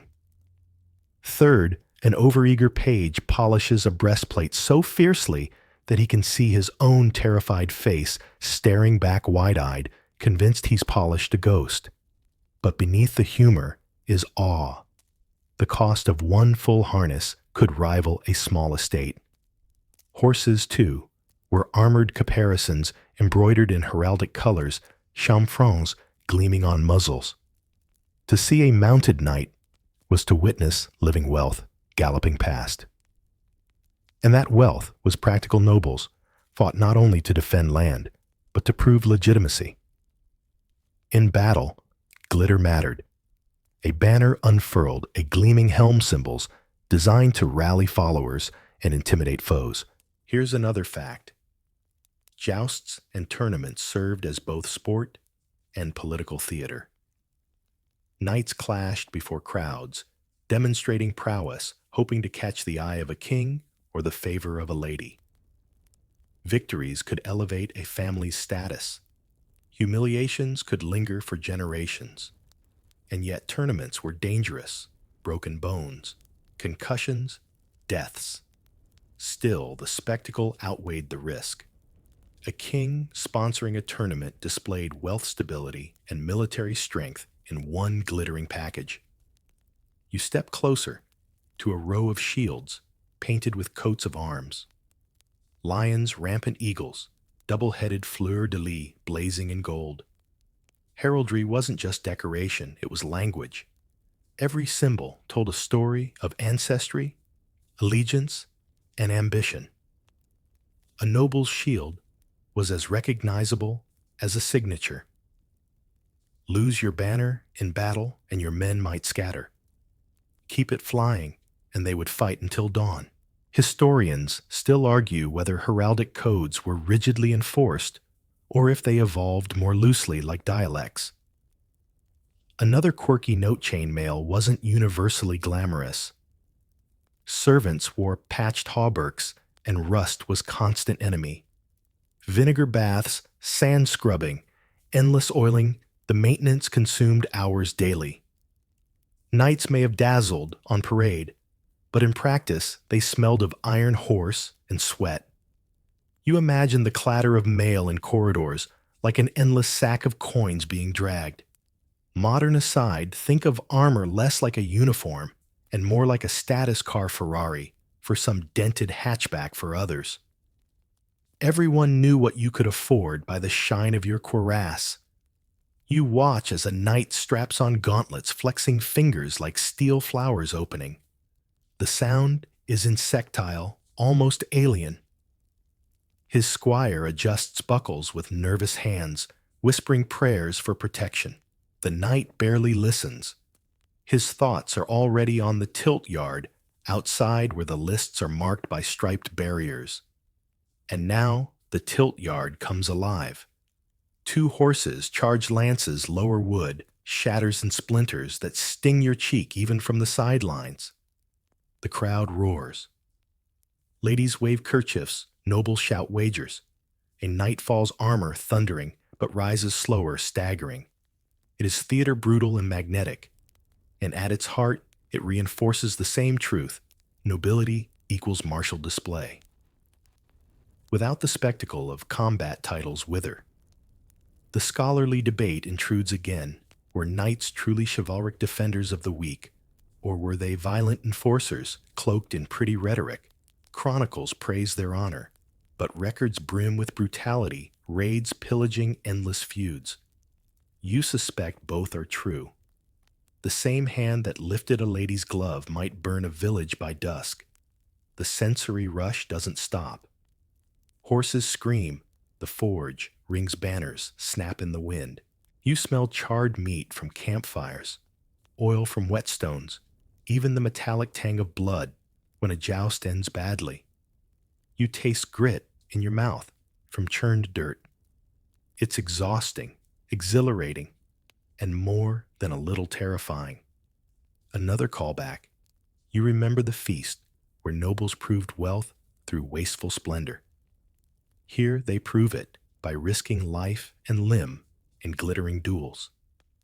Both serve the same purpose, to display dominance, to keep the lower ranks dazzled or cowed. The armory door closes behind you, muting the clamor. But the truth clings like oil on your skin in the Middle Ages. Nobility carried power on their bodies, strapped into iron, stitched into banners, sung into heraldry. To be noble was to live inside armor, whether of steel silk or rumor. You walk away feeling heavier, as though invisible gauntlets clench around your wrists, a reminder that status here is both dazzling costume and iron cage. The clang of the tilt yard fades, but the echoes of combat follow you into another arena of noble life justice.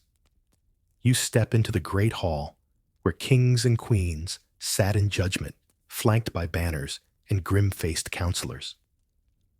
This is where disputes were settled, oaths sworn, and lives decided with a word.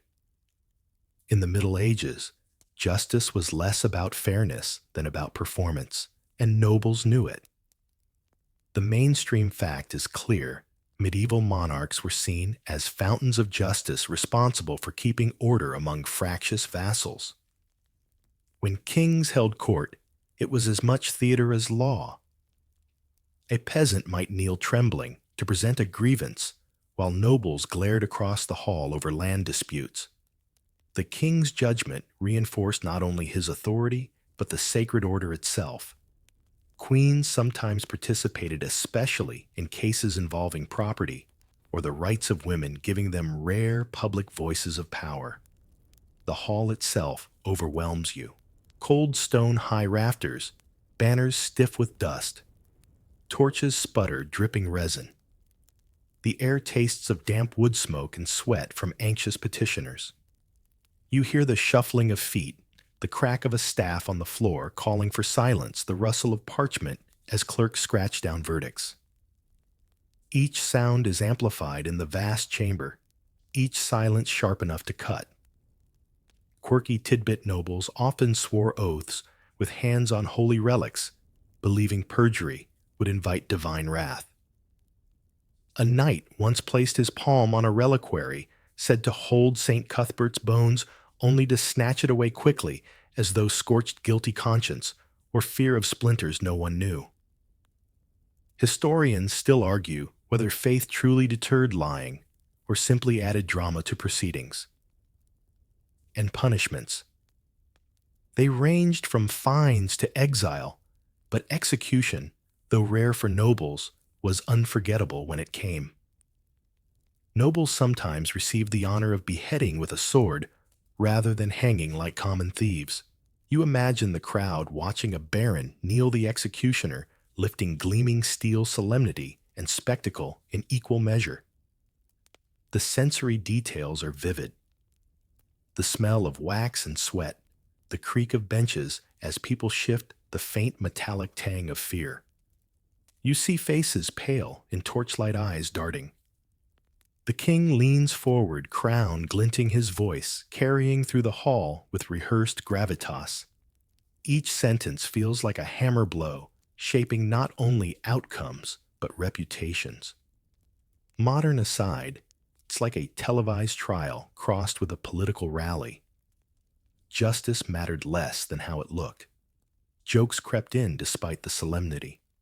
First, a clerk miscopied a decree, granting a pig the right to graze in perpetuity, sparking laughter until the parchment was hastily corrected.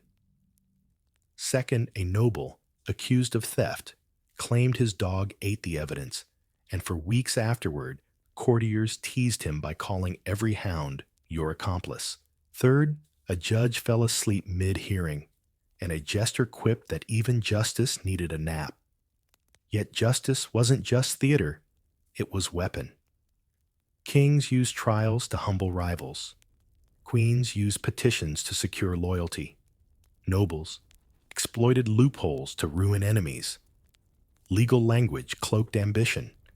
A grant of land here, a revoked charter there, and entire families rose or fell. The law wasn't impartial. It was malleable, stretched to fit those who held the quill. Quirky detail trial by ordeal lingered longer than you'd expect. A noble accused might plunge a hand into boiling water walk across hot iron or sink his arm into cold streams, trusting God to prove innocence by healing wounds quickly. It was brutal faith in action, though by the later Middle Ages, clerks found subtler ways to decide cases. Historians still debate whether ordeals were genuine belief or convenient theatrics to cow the crowd. The scholarly debate widens. Did monarchs genuinely believe themselves divine judges? Or did they cynically exploit ritual to strengthen control? Records suggest both. Chroniclers emphasize godly wisdom. Charters reveal calculated redistribution of lands. You suspect kings were actors as much as rulers, their robes doubling as costumes on a stage. The atmosphere weighs on you. A noble kneels cloak, pooling around him, swearing loyalty, with hand trembling on scripture. A widow pleads for her son, her voice breaking. The queen leans close to whisper advice into the king's ear, a gesture invisible to most, but heavy with consequence. You taste ash on your tongue, as though judgment itself left residue. Callbacks stir, you remember the feast, the fashion, the jousts. In all of them, spectacle reinforced rank. Here in the Hall of Justice, spectacle binds law to hierarchy. A poor man might win a case against a baron, but only if the king needed to prove impartiality. Otherwise, justice bent like iron under the hammer of politics. Another quirky tidbit, some monarchs carried portable courts traveling with clerks and scribes in wagons so they could dispense justice on the road. Imagine a king pausing mid-hunt to rule on a land dispute, gavel replaced with a gauntleted fist. Law was mobile like faith and war, because authority had to be visible wherever the crown appeared. And so, as the session ends, clerks gather parchments, courtiers whisper interpretations, and petitioners shuffle out into the cold. The king reclines weary crown slightly askew. The queen straightens her rings. The hall empties, but its weight remains. You realize medieval justice was less about truth than about performance, about reminding all present that kings and nobles didn't just rule with swords or silk, but with words spoken in echoing halls. Verdicts weren't final because they were fair. They were final because they were loud witnessed and impossible to ignore. You step from the great hall of justice into a quieter, almost tender corner of the castle, the nursery and private chambers where kings and queens raise their heirs. It feels less like a fortress here and more like a crucible, because every cradle, every lullaby carries the weight of dynasties. The clamor of justice and tournaments fades, replaced by the softer sound of children's laughter weeping and the rustle of wet nurses' skirts. The mainstream fact is straightforward. The survival of heirs was everything. Medieval monarchies lived or died on whether a king and queen produced sons, and enough of them to outlive plague, accident, and intrigue. Without heirs, dynasties collapsed, wars of succession ignited, and noble families fought like wolves over the throne. Behind every royal birth was not only celebration, but dread. The sensory detail is intimate. You smell milk and lavender sachets tucked into cradles. The air is warmer here, fire kept high to protect fragile bodies. Fabrics are softer linens, silks, wool blankets embroidered with family crests. Candles are gentler, shielded in glass, their glow flickering over wooden toys carved by craftsmen. The sound of a baby's coo or cry echoes strangely in stone halls, turning the fortress into a place of vulnerability. Quirky tidbit wet nurses were indispensable, often chosen from sturdy peasant women, believed to pass their qualities to royal infants through milk. Some nobles distrusted them, fearing common habits would taint aristocratic blood. Others swore by them. Chronicles tell of queens bonding fiercely or jealously with these women who held more practical power than anyone admitted. Historians still argue whether wet nurses undermined maternal bonds or simply kept fragile dynasties alive. And childhood wasn't long. Noble children by 7 were often shipped to other courts to serve as pages or ladies in waiting, forging alliances through their very presence. Imagine being a child handed off like a treaty growing up under another family's roof. Love existed, yes, but duty overrode it. A king might kiss his toddler goodbye, knowing he wouldn't see him for years, if ever. Modern aside, it's like sending your child to boarding school, except the curriculum is politics, etiquette, and surviving the knife edge of court intrigue. But laughter did exist. Jokes filled nurseries. First, a young prince, once tried on his father's crown, only to topple forward under the weight, sending courtiers scrambling. Second, a toddler princess smeared honey across a priceless manuscript, and monks spent weeks trying to salvage the sweetest psalter in Christendom. Third, a boy training with wooden swords accidentally smacked a noble in the shin, and for years afterward, the man limped theatrically whenever he saw him muttering, "Beware the future king." Yet behind the jokes was constant fear. Infant mortality was brutal. Queens endured repeated pregnancies, often at terrible cost to their health, because each child was a gamble against fate. Nobles prayed fervently over bassinets, whispered charms, tied amulets to cradles. Relics hung above beds, saints' bones to protect sleep, tiny crosses to ward off plague. Every cough could send the household into panic. Quirky fact astrology played heavily in noble births. Horoscopes were cast at the moment of delivery, charting futures in stars. A king might consult astrologers before arranging betrothals, convinced planets dictated temperaments. Some even delayed coronations until the stars aligned favorably. Historians still debate how much these beliefs genuinely shaped decisions versus how much they offered convenient excuses when outcomes went wrong. The scholarly debate expands. Were royal children cherished as individuals, or valued mainly as political assets? Chronicles show genuine affection letters where queens lament their children's absence, kings grieving dead heirs. Yet policies reveal a colder truth: offspring were pieces in dynastic strategy. You suspect both were true. Parents loved their children, but crowns weighed heavier than lullabies. The atmosphere here is fragile.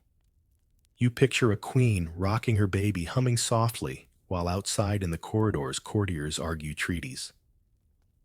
A fire pops, shadows shift across her face. She knows her womb is a political battlefield, her child a pawn in games she can barely control. Yet she strokes soft hair kisses a brow and whispers private hopes, no chronicle records.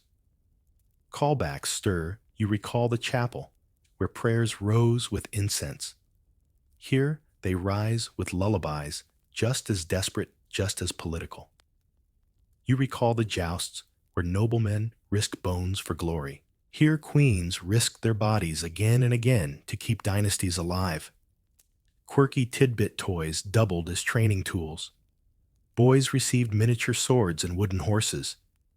Girls received embroidery hoops and dolls dressed as tiny queens.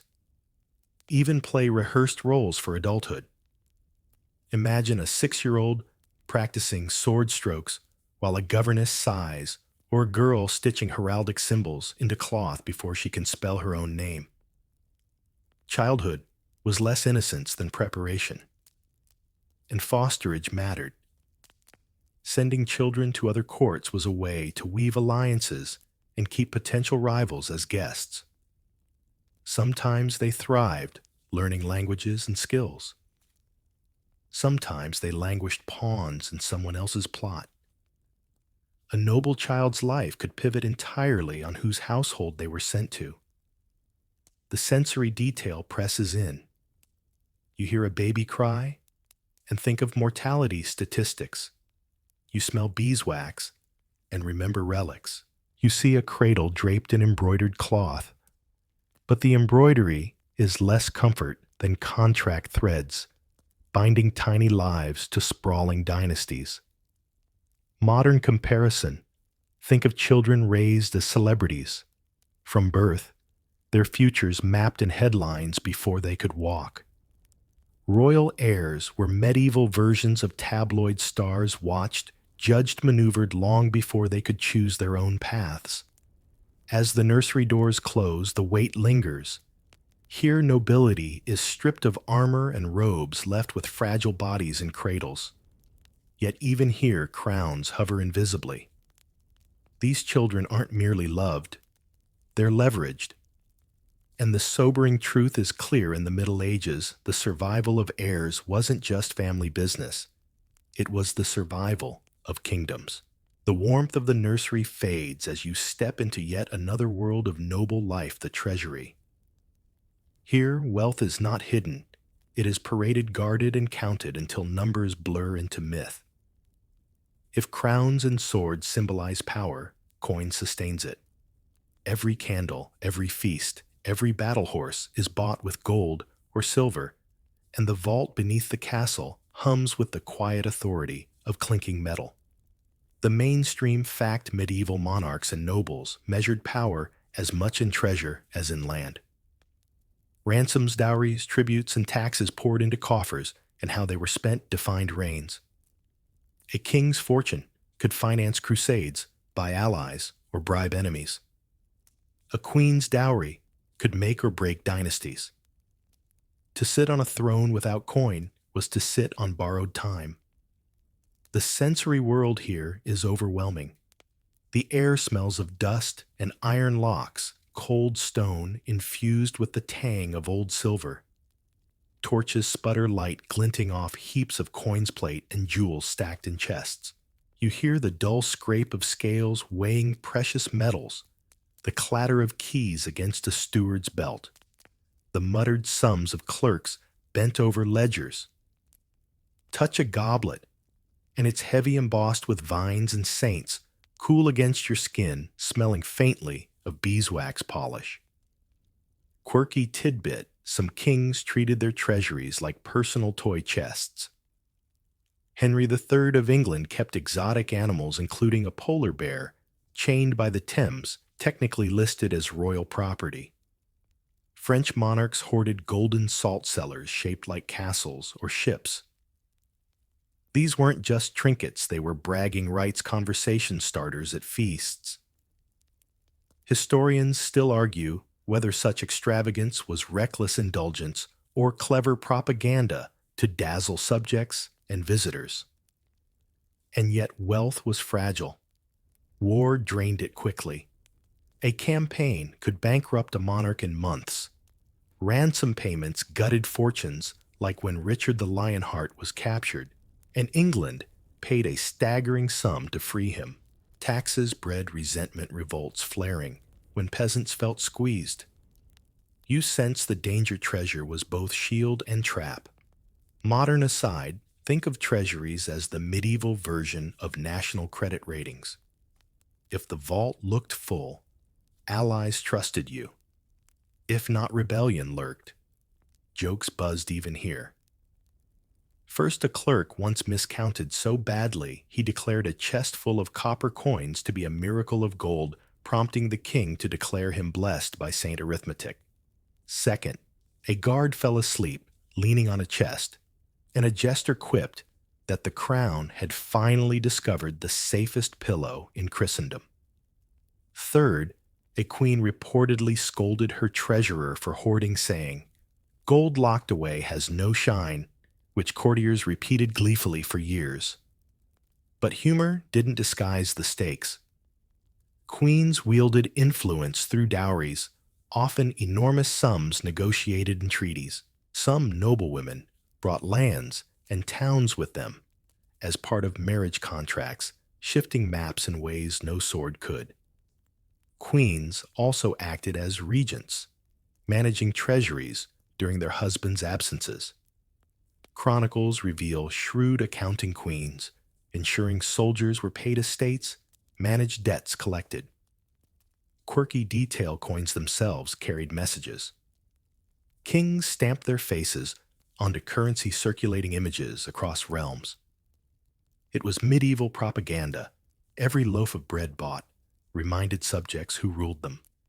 Some even changed coin designs mid-reign to signal new policies or alliances. Historians still argue how widely peasants noticed, but nobles certainly did. A coin was as much a proclamation as parchment. Another layer: treasure troves hidden in times of crisis. Excavations uncover hoards, gold, silver jewelry buried hastily during invasions or rebellions never reclaimed. Each hoard is a frozen moment of panic. You imagine a noblewoman clutching rings before burying them under a hearth, whispering prayers she'll return. Many never did. The scholarly debate sharpens: was wealth centralized tightly in royal treasuries or dispersed through noble households and church coffers? Evidence suggests both.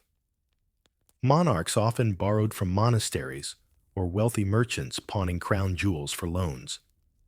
You picture a king grimly handing over a ruby-studded crown to a banker promising redemption later. Power looked eternal, but finances proved otherwise. The sensory imagery deepens.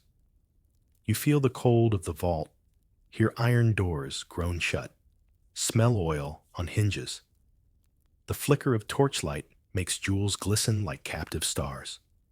Clerks murmur, figures scratching quills. The atmosphere is both awe-inspiring and suffocating, like standing inside power made physical. Callbacks stir. You remember the feast where wealth was eaten and the joust where it glittered in armor. Here in the treasury, wealth is stored like breath held in lungs, waiting to exhale into spectacle or war. Without this foundation, none of the other displays could exist. Quirky tidbit nobles also displayed wealth through patronage. They paid troubadours, artists, and architects. A single jeweled reliquary or towering cathedral spoke louder than chests of coins.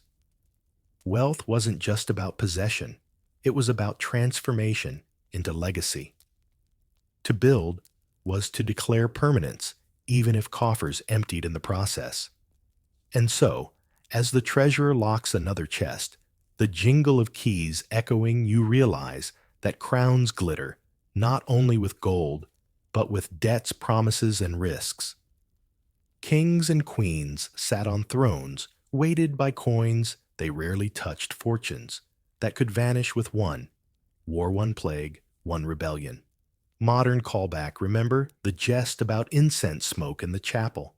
Here the smoke is coin, thick, distracting, sometimes suffocating. Nobles breathed it in daily, addicted to the glitter that kept kingdoms alive. You step back into the hall, leaving behind the cold vault. But its gravity clings to you like dust. Wealth defined the medieval world, yet it was never secure. And the truth is plain: in the Middle Ages, crowns were forged not only from gold, but from the silence of vaults, the ink of ledgers, and the invisible weight of debts too heavy for even kings to ignore. You climb a winding stair, leaving the treasury's cold glimmer behind, until you emerge into a place that seems almost unreal, the royal gardens. Here, among clipped hedges and fragrant blooms, nobles strolled not only for beauty, but for power. In the Middle Ages, gardens weren't just retreats.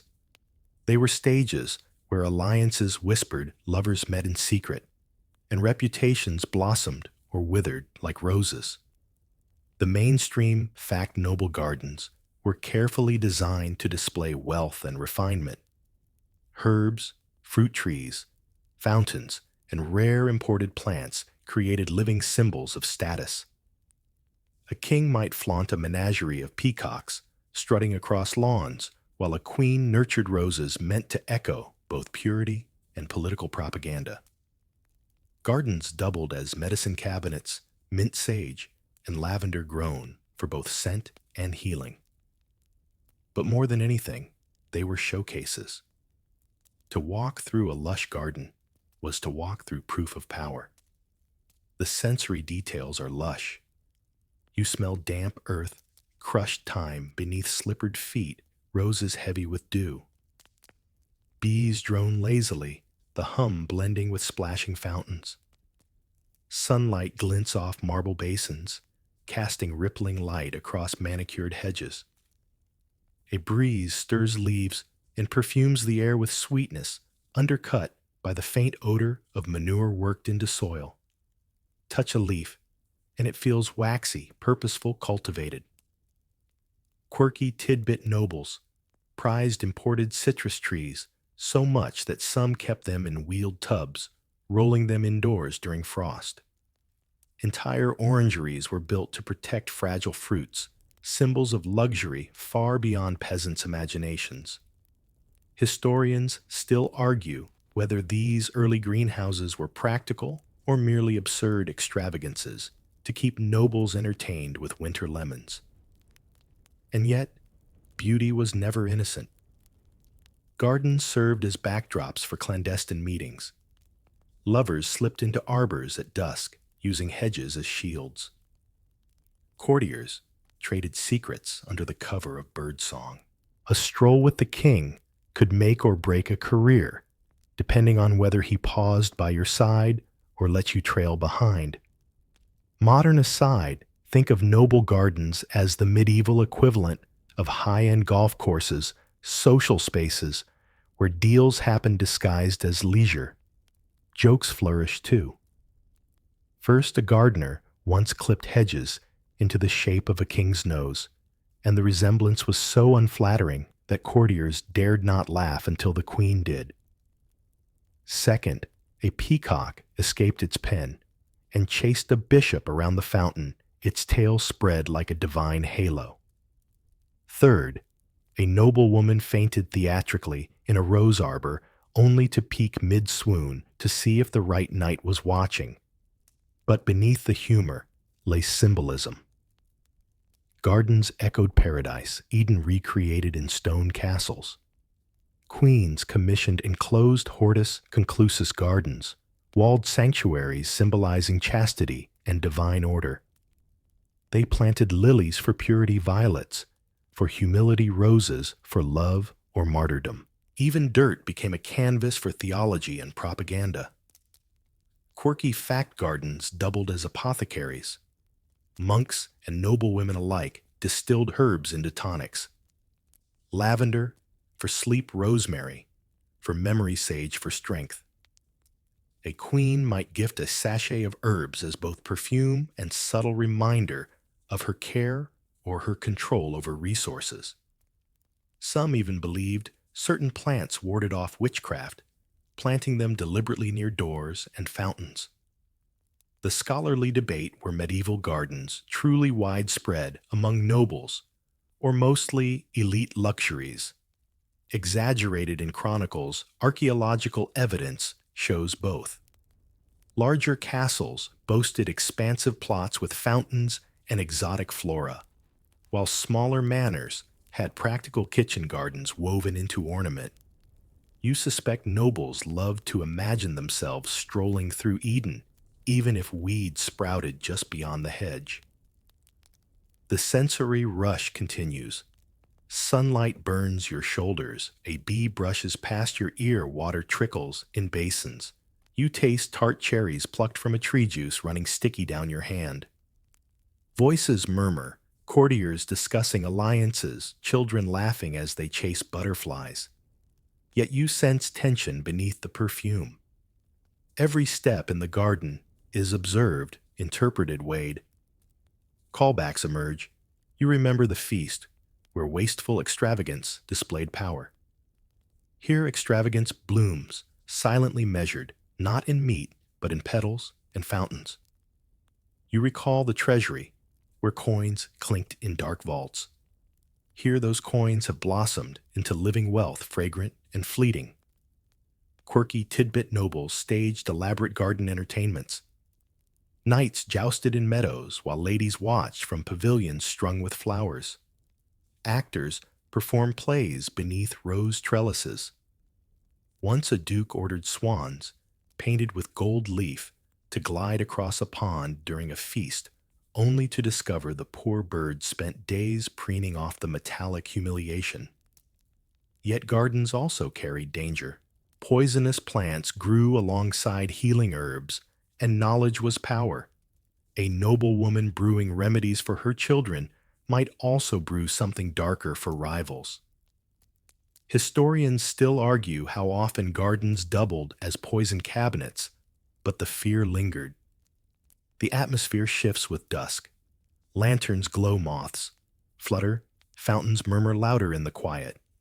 Lovers linger longer. Servants sweep paths.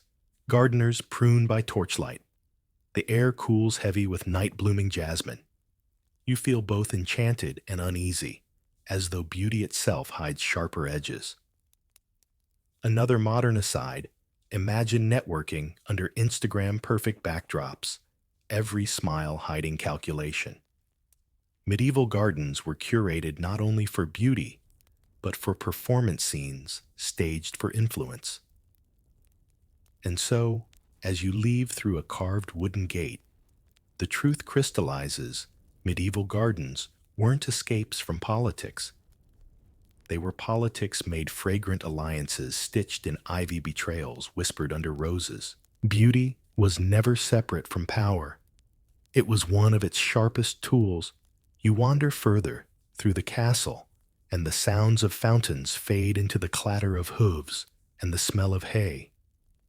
You have entered the stables, the true engine room of noble mobility and warfare. Horses were more than animals here. They were status symbols, weapons, companions, and sometimes even more carefully cared for than the people who owned them. The mainstream fact is unshakable. Without horses, nobility, as we imagine it, would not exist. A knight's identity depended on being mounted. The very word chivalry comes from cheval, the horse. Kings and nobles poured fortunes into their stables, for the right horse could turn the tide of battle or the mood of a tournament. Breeding, training, and outfitting horses consumed endless resources, but it was a price no lord could refuse to pay. The sensory world hits you at once. The stables reek of hay manure and sweat, sharp but strangely comforting. You hear the stamping of hooves on packed earth, the creak of leather tack, the clink of chains as horses shift in their stalls.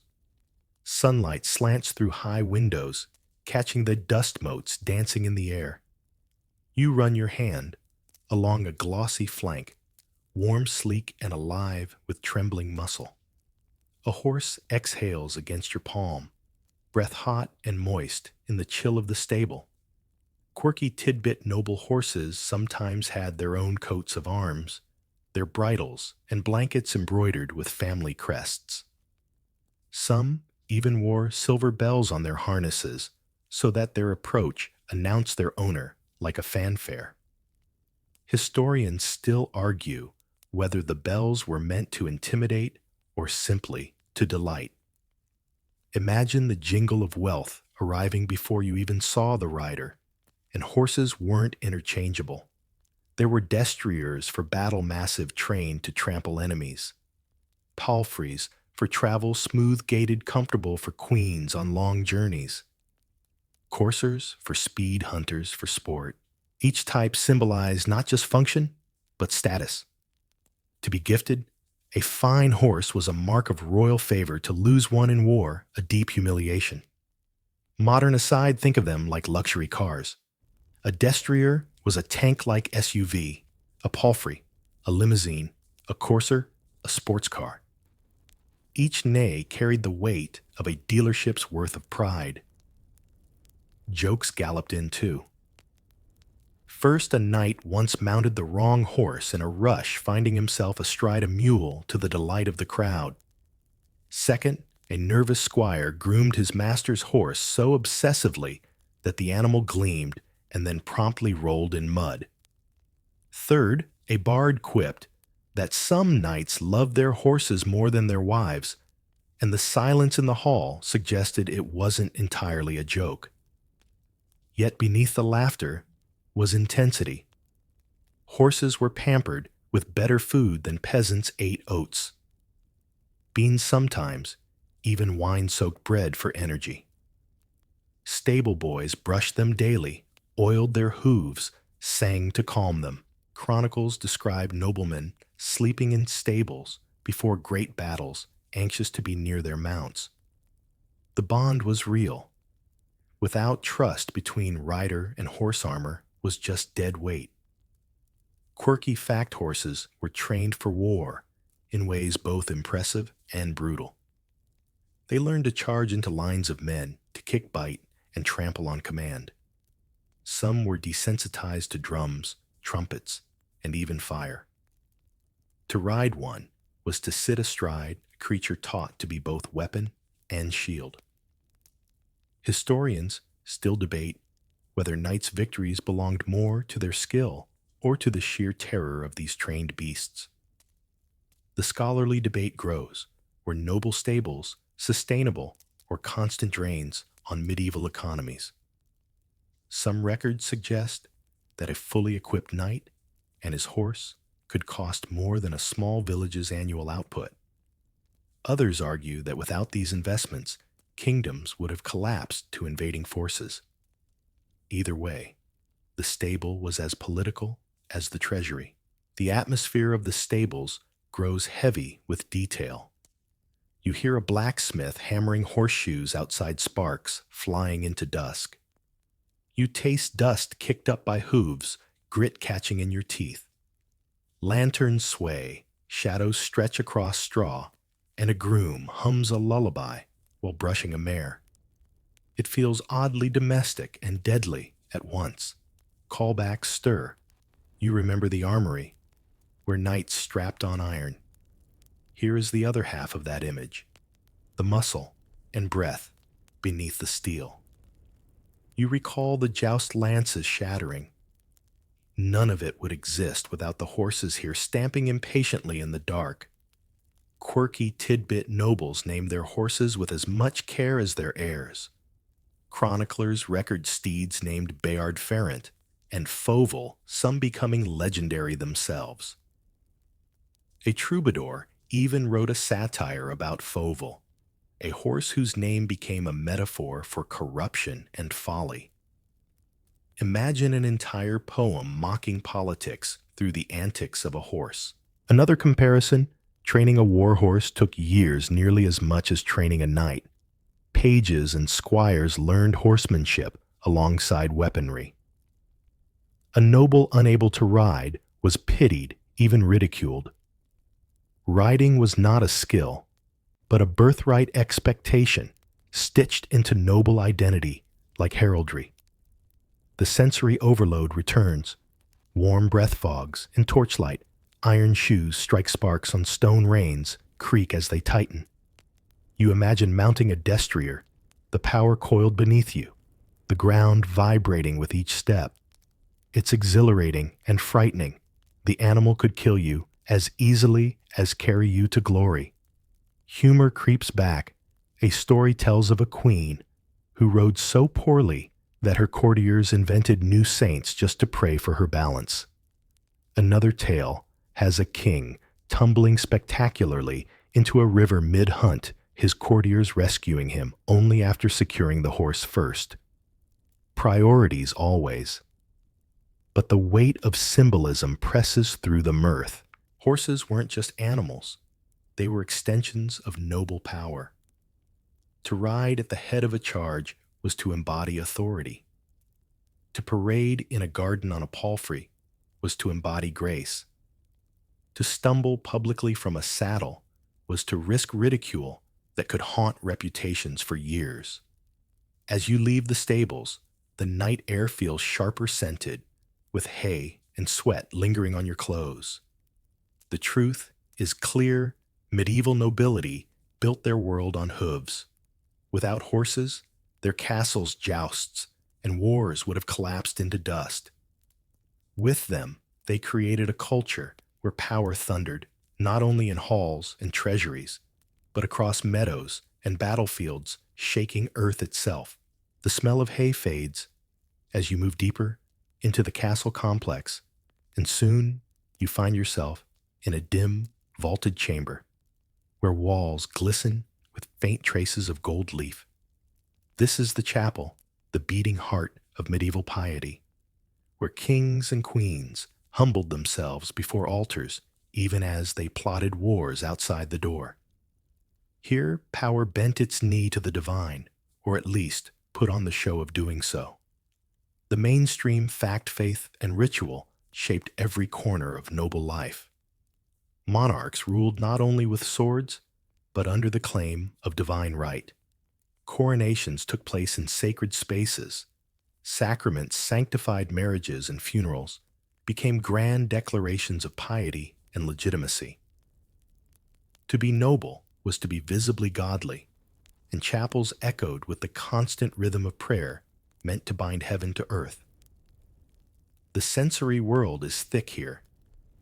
You smell beeswax candles heavy with sweetness mingled with incense curling like smoke-laced prayers.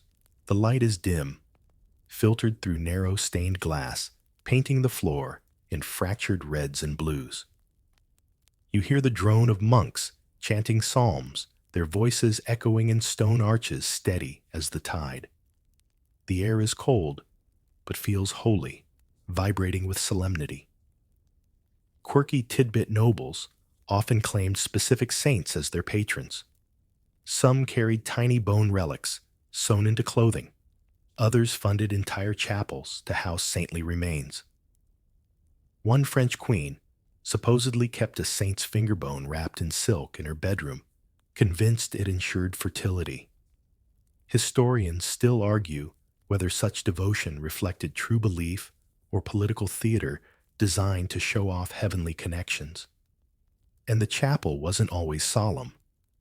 Weddings burst with color, velvets, and jewels flashing as vows were exchanged. Baptisms filled fonts with squirming infants, their cries echoing beneath chants. Even confessions could be dramatic, with nobles whispering sins that clerics later hinted at in veiled sermons. Imagine a baron muttering about bribes or betrayals, only for half the court to accidentally catch wind of it by evening. Modern aside, the chapel was both church and PR stage, like broadcasting your moral image live to every influential spectator. Humor existed too, sometimes inappropriately. First, a monk once fell asleep mid-chant, snoring loudly until another jabbed him awake, breaking the choir into barely contained laughter. Second, a noble boy reportedly slipped a frog into the holy water font, and shrieks erupted as ladies dipped fingers into wriggling slime. Third, a bishop delivering a long sermon was drowned out by a bored jester's exaggerated amens, much to the delight of everyone but the bishop. Yet faith ran deep. Nobles funded monasteries, commissioned illuminated manuscripts, and made pilgrimages to Rome, Compostela, or Jerusalem. These weren't just acts of devotion, they were investments. Donations earned prayers, for the soul pilgrimages garnered prestige manuscripts, immortalized names. Heaven for nobles could be partly prepaid. Quirky fact, Some nobles staged deathbed theatrics. Chronicles tell of kings rising weekly from beds to kneel on stone floors, weeping at altars in final hours. Others died holding crucifixes so tightly that wood grain imprinted into their palms. Historians still debate how much was heartfelt piety and how much was political messaging to ensure posterity remembered them as godly. The scholarly debate spreads further. Did religion genuinely restrain nobles' violence or merely sanctify it? Crusades were launched under papal blessing, turning conquest into holy mission. Excommunications humbled kings, but some simply ignored them. Religion was both leash and weapon, flexible in the hands of those who wore crowns. The atmosphere here is crushing with symbolism. You see queens kneeling in jeweled gowns, lips moving silently, while courtiers whisper in shadows. You hear relics rattle in gilded cases, smell incense that chokes more than comforts. Faith saturates everything, yet always with an edge of performance. Callbacks stir. You remember the treasury filled with wealth. Much of that gold ended up here melted into chalices or altars. You recall the nursery where infants were baptized in these same fonts. Every other facet of noble life circled back through the chapel where legitimacy was minted, not in coins, but in blessings. Quirky tidbit nobles sometimes staged mock trials for relics testing authenticity. One tale tells of a supposed saint's tooth declared false after dogs ignored it. Though peasants whispered the dogs simply weren't hungry, the story spread anyway, discrediting rivals. Religion could be as political as coinage. The sensory flood continues.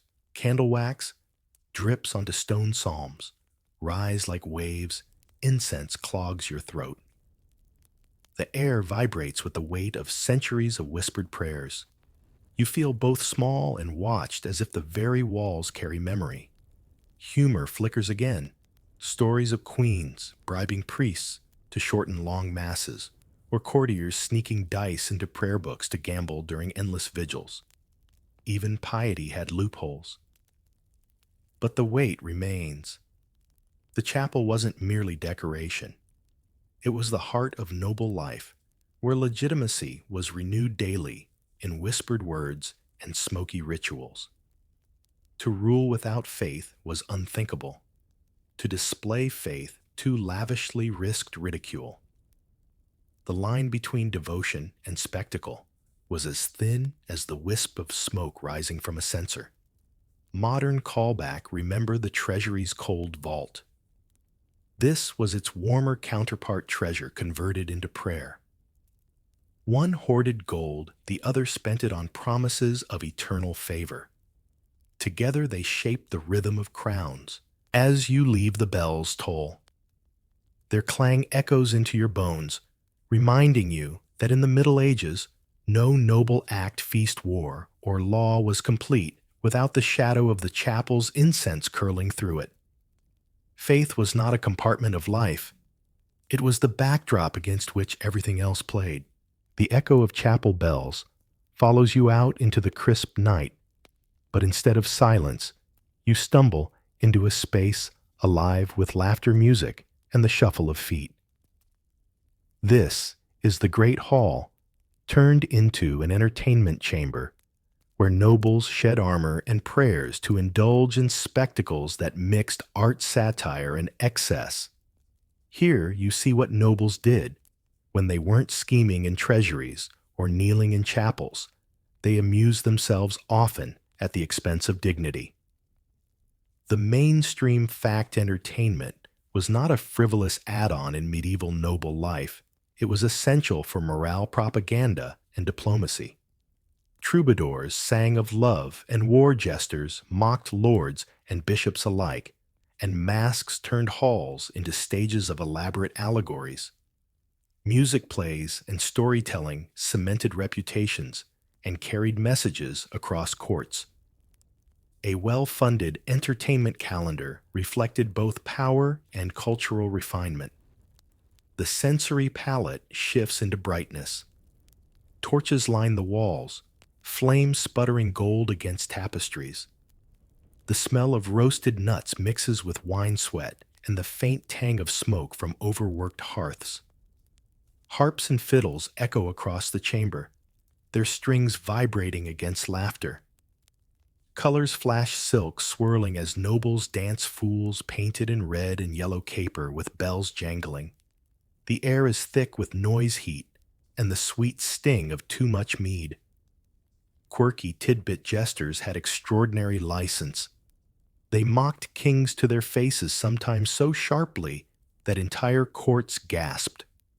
One French fool famously told his monarch, "You have everything except common sense and live to joke another day."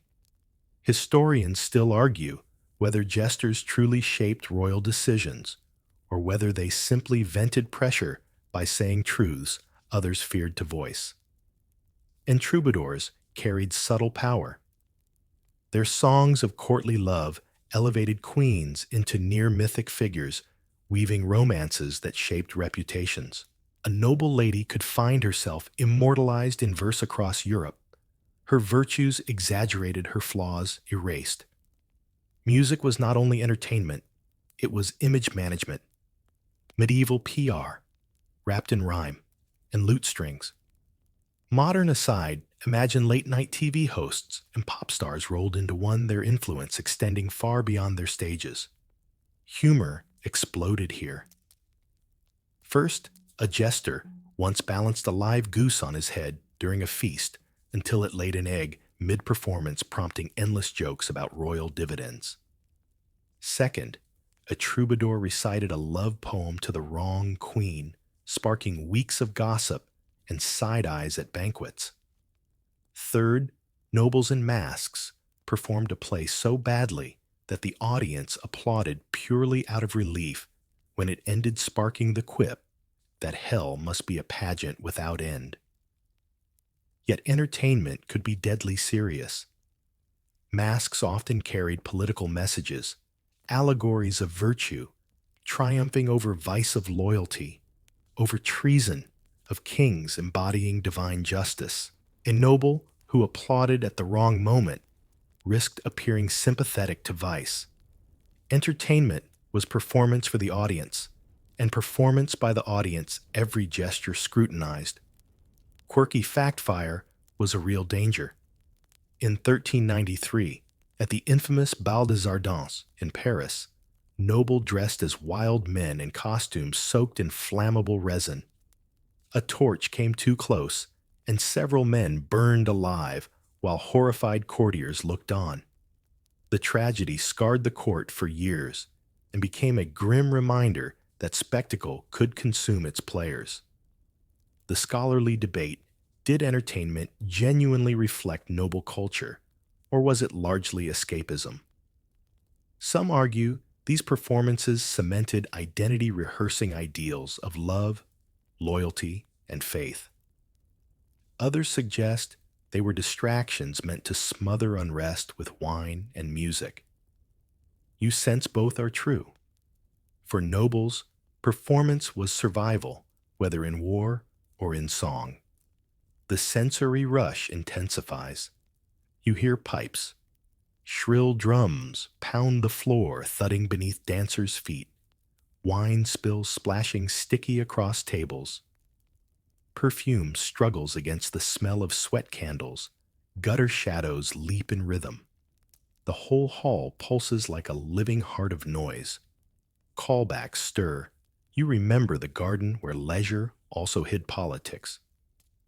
Here the disguise is louder, but the game is the same. Alliances sealed over laughter, rivalries sharpened in sly jests. You recall the treasury where coins were stored.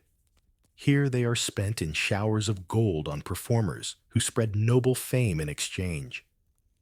Quirky tidbit jesters sometimes acted as informal spies. Traveling between courts, they carried jokes, rumors, and songs that spread news faster than official messengers.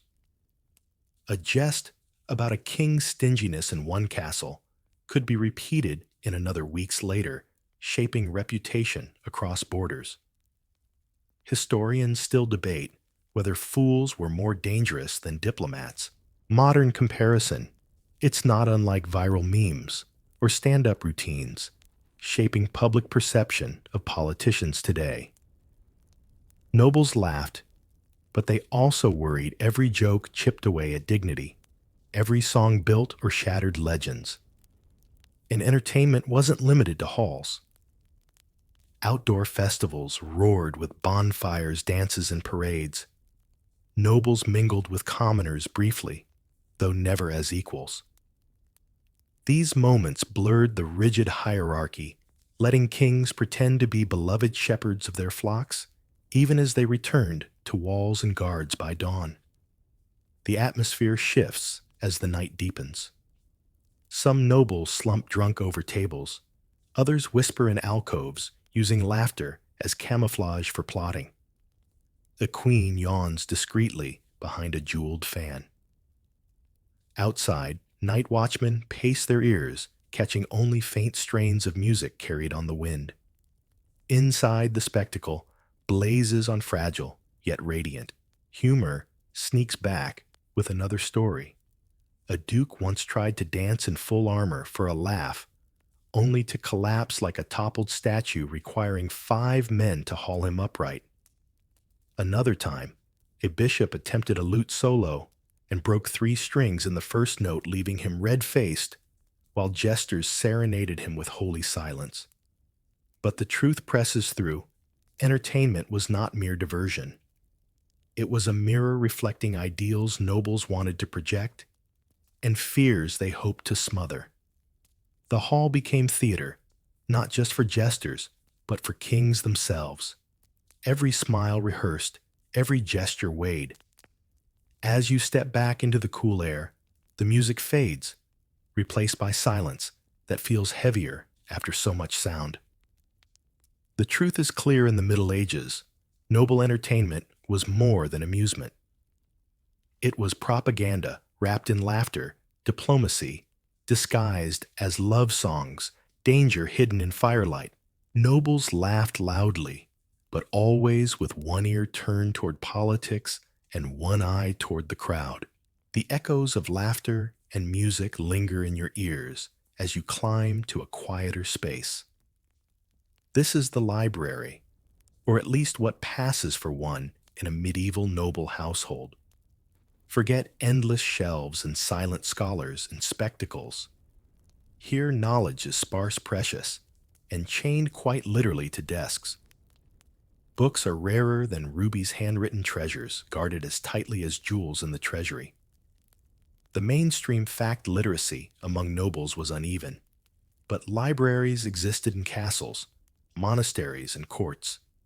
Kings and queens prided themselves on owning manuscripts, sometimes commissioning entire collections of chronicles, romances, or theological works. A single illuminated Bible could take years to produce its worth, rivaling that of a manor. Knowledge here was not free. It was locked in calfskin ink and labor. The sensory impression overwhelms. You smell parchment, dry, slightly sweet, tinged with dust. Ink clings sharp in the air, a metallic tang from oak gall and iron salts. Candles flicker, dripping wax onto desks. The rustle of pages sounds like whispers, each crack of a binding a reminder of rarity. You run your finger over a page, its surface soft and uneven letters, shining in black, red, and gold leaf. Margins are filled with doodles of beast monks or satirical faces, a medieval meme page drawn in ink. Quirky tidbit books were so valuable that some were literally chained to desks to prevent theft. Visitors consulted them under supervision, and borrowing required pledges of land or gold. One chronicler jokes that losing a borrowed book was a sin second only to treason. Historians still argue whether nobles truly read extensively or simply displayed books as intellectual trophies. And queens often drove literary culture. Eleanor of Aquitaine sponsored troubadours and romances while Isabella of Castile collected devotional texts. Noble women sometimes acted as scribes, copying works in cloisters or private chambers. For them, books were both personal escapes and political tools, shaping the stories told about their reigns. Modern aside, think of books here like rare NFTs, each one unique labored over and flaunted as a status symbol. To own many was to signal wealth, taste, and power. Humor seeps through, even in libraries. First, a monk copied an entire page only to realize he had inverted the margins, leading another to scrawl in Latin, "Brother, were you asleep?" Second one, noble reader, annotated a chronicle with rude drawings of enemies, turning history into political graffiti. Third, a chronicler lamented that mice ate the corner of his manuscript, and a later scribe added a doodle of a cat scolding the mouse. Medieval footnotes had teeth. Quirky fact libraries often mix subjects modern readers wouldn't expect. A single shelf might hold a saint's life, a medical herb guide, an astrological chart, and a manual on falconry. For nobles, the world was interconnected, heaven health stars, and sport bound in leather. Historians debate whether this eclecticism reflected curiosity or sheer practicality. The atmosphere deepens as you imagine the act of reading itself. A noble leans over parchment lips, moving softly. Silent reading was rare, then so words were spoken under breath. The candle hisses, wax pooling. Outside, storms rage or wars march, but here ink fixes stories beyond swords. To read was to slow time, to slip into another world, even if only for a page. Callbacks stir. You remember the chapel, where texts of prayer echoed in chant. Here prayer is bound in ink, portable faith. You recall the entertainment hall, where troubadours sang romances. Here romances sit quietly on desks, waiting to be performed again. The library is treasury nursery, and theater rolled into parchment. Quirky tidbit marginalia often mocked the very nobles who paid for books. Illuminators slipped in rabbits, jousting snails, fighting knights, monkeys dressed as kings. Some scholars suggest these satirical doodles were quiet critiques. Others claim they were just playful distractions. Either way, the margins whispered jokes long after the scribes were gone. The scholarly debate: were libraries truly centers of noble learning, or merely prestige projects? Some argue kings like Charles V of France genuinely read, surrounding themselves with scholars. Others insist most nobles merely commissioned texts for display, leaving monks to do the real intellectual work. The truth lies in between. Books were power objects, even when unread. The sensory flood grows again. You smell the faint char of candles, hear the scratch of quills, taste dust when you exhale too sharply. Shadows stretch across the floor as night deepens. Pages glow in flickering light, miniature saints, staring with painted eyes, gold leaf gleaming like captured fire. Humor persists. A tale tells of a duke who demanded a book on falconry only to complain, "The birds are not moving." Another time, a scribe left a blank space, intending to draw a saint, but forgot leaving the note, "Insert saint here," immortalized for centuries. Even in reverence, absurdity thrived. But the truth emerges: the library was not just storage. It was an arsenal of ideas, a fragile attempt to preserve memory against chaos. Every war threatened to scatter these treasures. Every fire risked centuries of work. Yet nobles persisted, believing ink could guard legacies better than swords alone. Modern callback: remember the jesters, spreading rumors like memes. Books did the same, only slower, and with more authority. A single chronicle could reshape how generations viewed a king, turning defeats into victories, cruelty into piety. To commission a manuscript was to write one's own press release for eternity. As you leave the chamber, the hush clings to you. Outside the castle buzzes with noise, but in here, time stretches thin, caught between ink and silence. The truth is clear: in the Middle Ages, books were not common, but for those who possessed them, they were weapons, treasures, and mirrors of power. The nobles knew it, and so did the monks who drew snails, dueling knights in margins, laughing quietly across centuries. You leave the hush of the library and descend into a space that feels entirely different: the kitchens. Here, the air is thick, smoky, alive with heat and motion. This is where noble meals began their journey, where cooks and servants toiled in conditions that made banquets possible. If the great hall was spectacle, the kitchen was its hidden engine. The mainstream fact-noble kitchens were enormous, often occupying entire wings of castles. They employed dozens of servant scullions to scrub pots, spit boys to turn meat, pastry cooks to knead dough, and brewers to manage casks.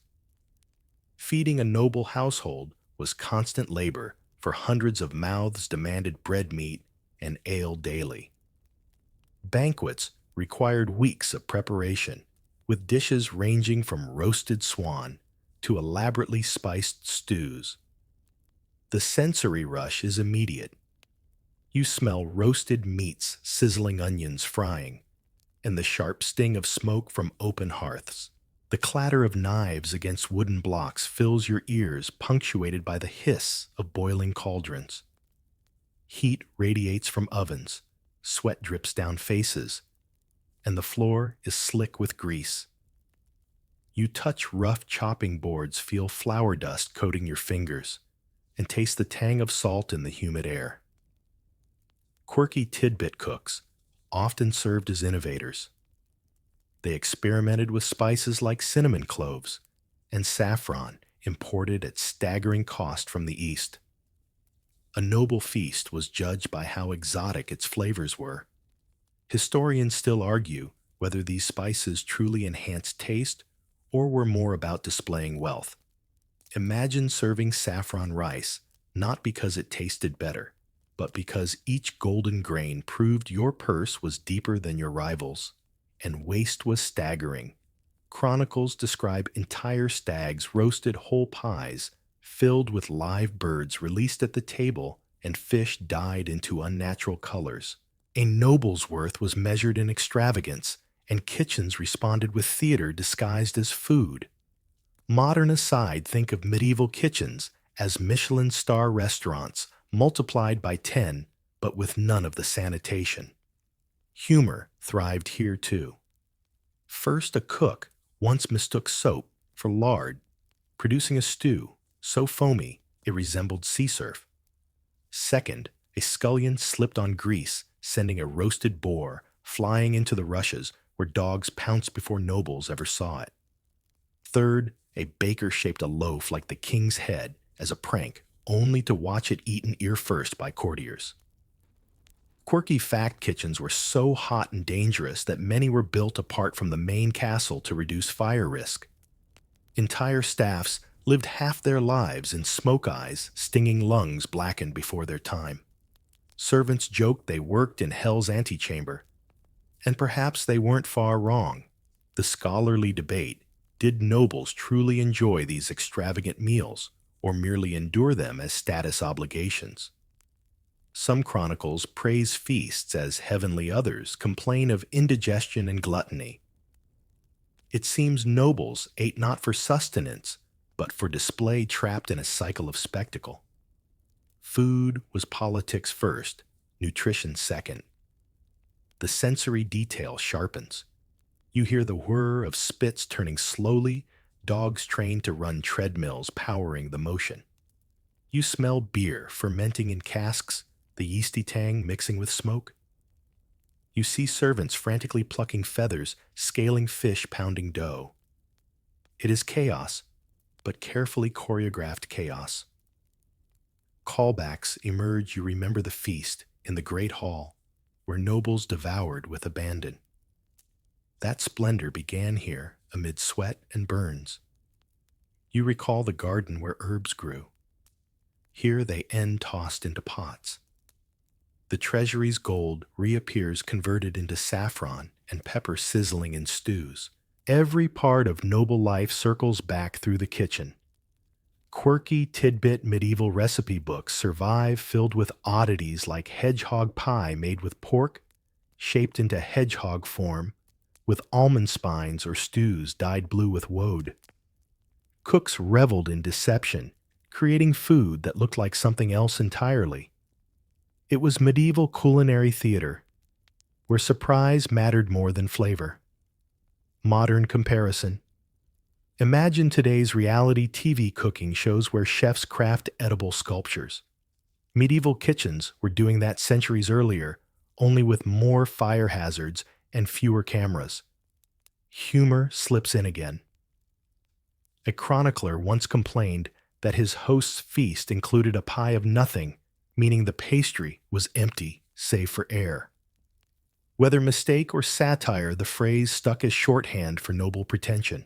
Another tale tells of a noble so picky, he demanded his venison roasted thrice, and the cook muttered loudly, "Would you like it eaten too, my lord?" earning laughter, but risking his head. The truth grows clearer. Kitchens were crucibles of class. Servants endured burns, blisters, and hunger while preparing dishes they never tasted. Nobles flaunted the results, never glimpsing the sweat behind them. Power was roasted alongside venison, invisible but ever present. The scholarly debate widens. Were kitchen centers of innovation or exploitation? Some argue medieval cookery pioneered techniques still admired today: pastry crusts, sauces, stews. Others emphasize the suffering, the backbreaking labor of turning meat on spits for 12 hours straight. You suspect both are true creativity fueled by desperation.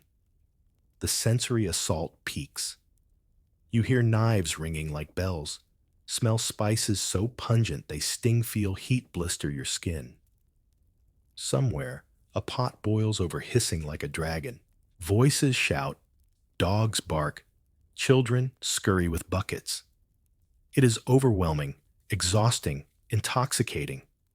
Humor lingers one last time. A cook once served a pie so overstuffed that it exploded, showering guests with hot gravy.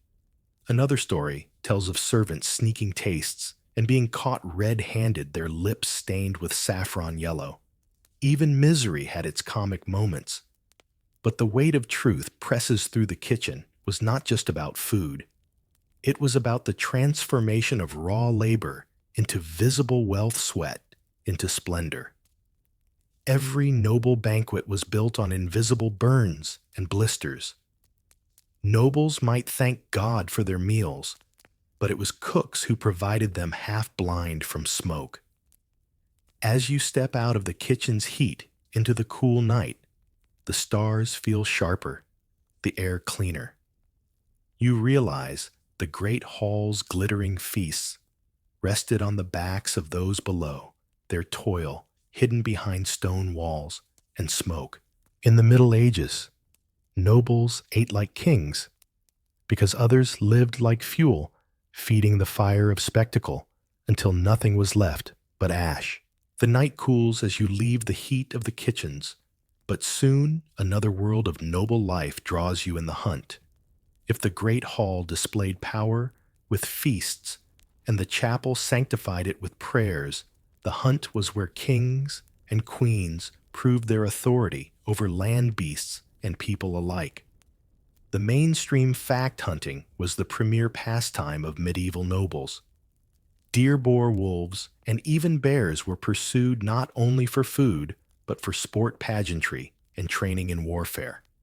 The chase reinforced status. Only nobles had the right to hunt in royal forests, while peasants risked mutilation or death if caught poaching. To ride out with hounds and falcons was to parade power across the countryside. The sensory flood is immediate. You hear the baying of hounds straining at leashes, their voices echoing through crisp morning air. The smell of leather saddles, horse sweat, and crushed pine needles fills your nose. Your hands grip rough reins while the wind cools your face as the chase begins. Horns blare, echoing through forests, and the pounding of hooves shakes the ground beneath you. The hunt is theater played against a backdrop of trees and sky. Quirky tidbit falconry was considered the height of refinement. Nobles trained hawks and falcons for years, with each bird valued like a jewel. A single gerfalcon could cost more than a small castle. One story tells of a baron who refused ransom for his captured son, but gladly paid for the return of his favorite falcon. Historians still argue whether such tales are exaggerated satire or accurate portraits of obsession, and the rituals mattered as much as the chase. Ceremonial language surrounded every act. Horns signaled the start, specific cries directed hounds, and elaborate butchery rites honored the animal. For nobles, the hunt was part sacrament, part training ground, part political theater. To kill a stag was to assert dominion. To distribute its meat was to display generosity. Modern aside, think of it as a cross between luxury, safari military drill, and exclusive country club, all stitched together with medieval blood and dust. Humor seeped in too. First, a king once fell from his horse while boasting about his perfect seat, and his courtiers politely applauded the landing. Second, a falcon returned from a hunt, not with prey, but with a farmer's hat clutched in its talons, sparking laughter for weeks. Third, a knight desperate to impress a lady blew his hunting horn so hard he fainted, tumbling into a puddle. Quirky fact-hunting accidents were common. Chronicles are littered with nobles, gored by boars, trampled by horses, or skewered by their own lances. Kings died this way. Philip the Fair of France famously perished after a fall during a hunt. Historians debate whether these deaths were truly accidents or convenient cover for assassination. Either way, the hunt was never without danger. The scholarly debate stretches further. Was hunting genuine sport or political propaganda? Some argue it bonded nobles with their vassals, displaying generosity in distributing meat. Others see it as domination over both animals and peasants, reinforcing class boundaries with every horn's blast.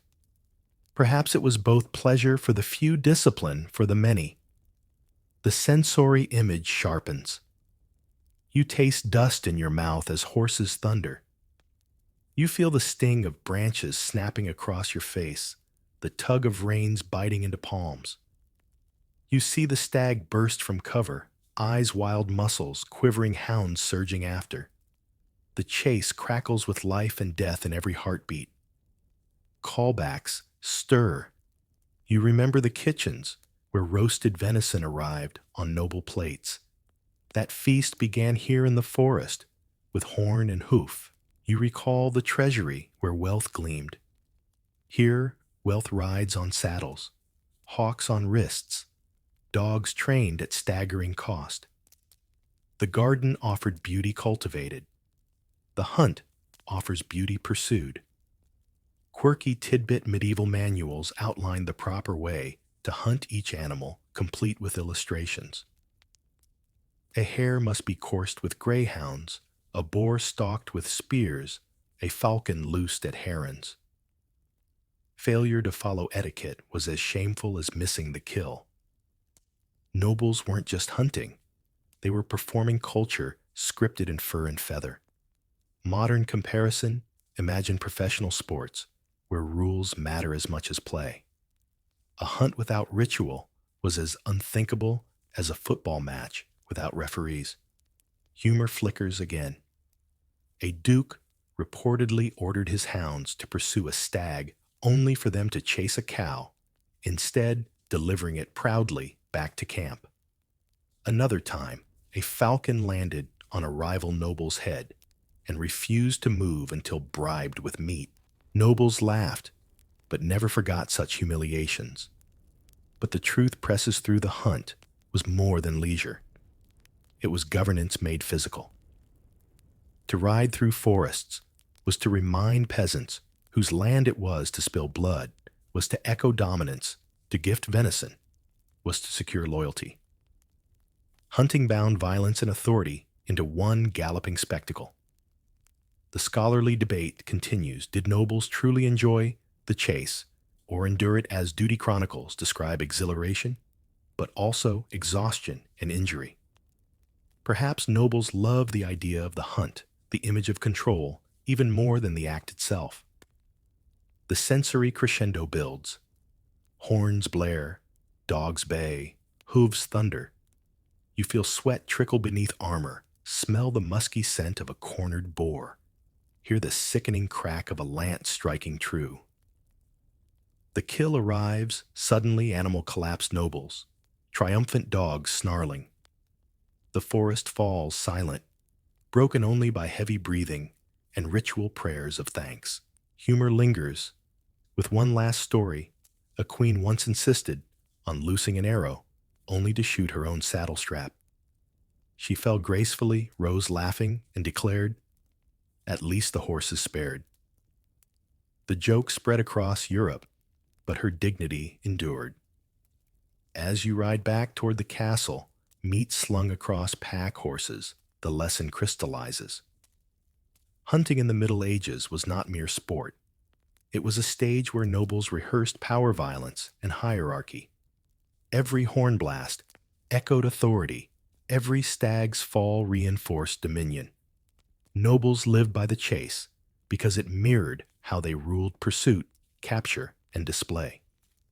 The horns of the hunt fade into the distance as you step once more into the stone heart of the castle. Here in the audience chamber, politics unfold in full daylight. If the feast was theater, and the hunt spectacle, this room is the true crucible of noble power. Kings, queens, and nobles did not only live in luxury, they ruled. And here is where every decision carried the weight of lives, lands, and legacies. The mainstream fact audience chambers, courts, and council halls were where nobles displayed their authority most clearly. Petitioners entered with bowed heads, waiting for justice or favor. Councils met to decide war, or peace alliances, or betrayals.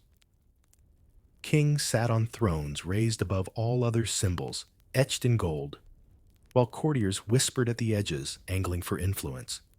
Justice was personal, not institutional. To kneel before a ruler was to risk both blessing and destruction. The sensory storm is immediate. You hear the echo of boots on stone floors, the low hum of voices hushed as the monarch enters. Tapestries muffle drafts, but can't hide the smell of sweat incense and wet cloaks. Light filters through narrow windows, painting the chamber in shafts of gold and shadow. The throne looms, carved oak and gilded detail, its seat towering above petitioners. You feel the cold of the flagstones beneath your knees, the heavy gaze of nobles weighing your worth. Quirky tidbit petitions could be absurd. One chronicler describes a man begging the king to stop his neighbor's rooster from crowing too loudly. Another recorded a noble who asked for permission to duel over ownership of a pig. Historians still argue whether these were genuine cases or satirical exaggerations, but they reveal how much rulers were expected to manage even the ridiculous. And justice was rarely neutral. Nobles dispensed verdicts to reinforce loyalty, reward allies, or punish rivals. Mercy was performance cruelty a warning. A pardon given before a crowd could earn devotion, while a hanging, staged at dawn, stamped fear into memory. Every gesture was calculated. Modern aside, imagine a blend of courtroom parliament and reality TV show. Except the judge is absolute, the jury, silent, and the outcome already scripted. Humor sneaks in, despite the gravity. First, a king once nodded off mid-hearing, prompting a petitioner to cry, "Long live the dreamer." Second, a jester asked to advise on a land dispute, declared, "Give it to the cows. They are the only ones who use it." Third, a noble tripped over his own sword while bowing, flattening himself before the throne, and courtiers laughed until the king joined in. Quirky fact, thrones themselves carried symbolism. The English coronation chair still houses the Stone of Scone, a relic of Scottish kingship. Other thrones incorporated relics, carved beasts, or inscriptions declaring divine right. To sit on such a seat was to embody history, faith, and terror all at once. The scholarly debate: was medieval justice truly arbitrary, or was there a framework beneath the spectacle? Some historians argue rulers upheld traditions of law, binding themselves to precedent. Others insist justice was a mask for raw power bent whenever needed. The truth lies between custom framed the play, but rulers improvised as actors saw fit. The sensory palate sharpens again. You hear parchment crackle as clerks record decrees, the scratch of quills echoing faintly. You smell the wax from seals melted onto charters, sealing alliances or executions alike. You see courtiers shifting restlessly, eyes darting to catch the ruler's favor. Your body aches from kneeling, but you dare not move until dismissed. Callbacks swirl. You remember the treasury where wealth sat in silent chests. Here it flows out in bribes, gifts, and fines. You recall the feast where seats defined rank. Here proximity to the throne does the same. The chapel blessed power with incense and chant. Here it is enforced with law and judgment. Every strand of noble life converges in this chamber. Quirky tidbit rulers sometimes staged elaborate theatrics. A chronicler tells of a king who held court dressed as a monk, another who passed judgment disguised as a commoner. These disguises blurred lines, creating legends of wisdom or foolishness that outlived their reigns. Historians still debate whether these were genuine acts or tales polished by storytellers. Modern comparison: think of press conferences, where every gesture is scrutinized. Nobles had no cameras, but they had witnesses, and gossip traveled as swiftly as arrows. Humor flares once more. A baron asked to swear. Loyalty misunderstood the Latin and declared instead that he was loyal to his own boots. A courtier once fainted from the heat during a trial, crashing into the king's feet.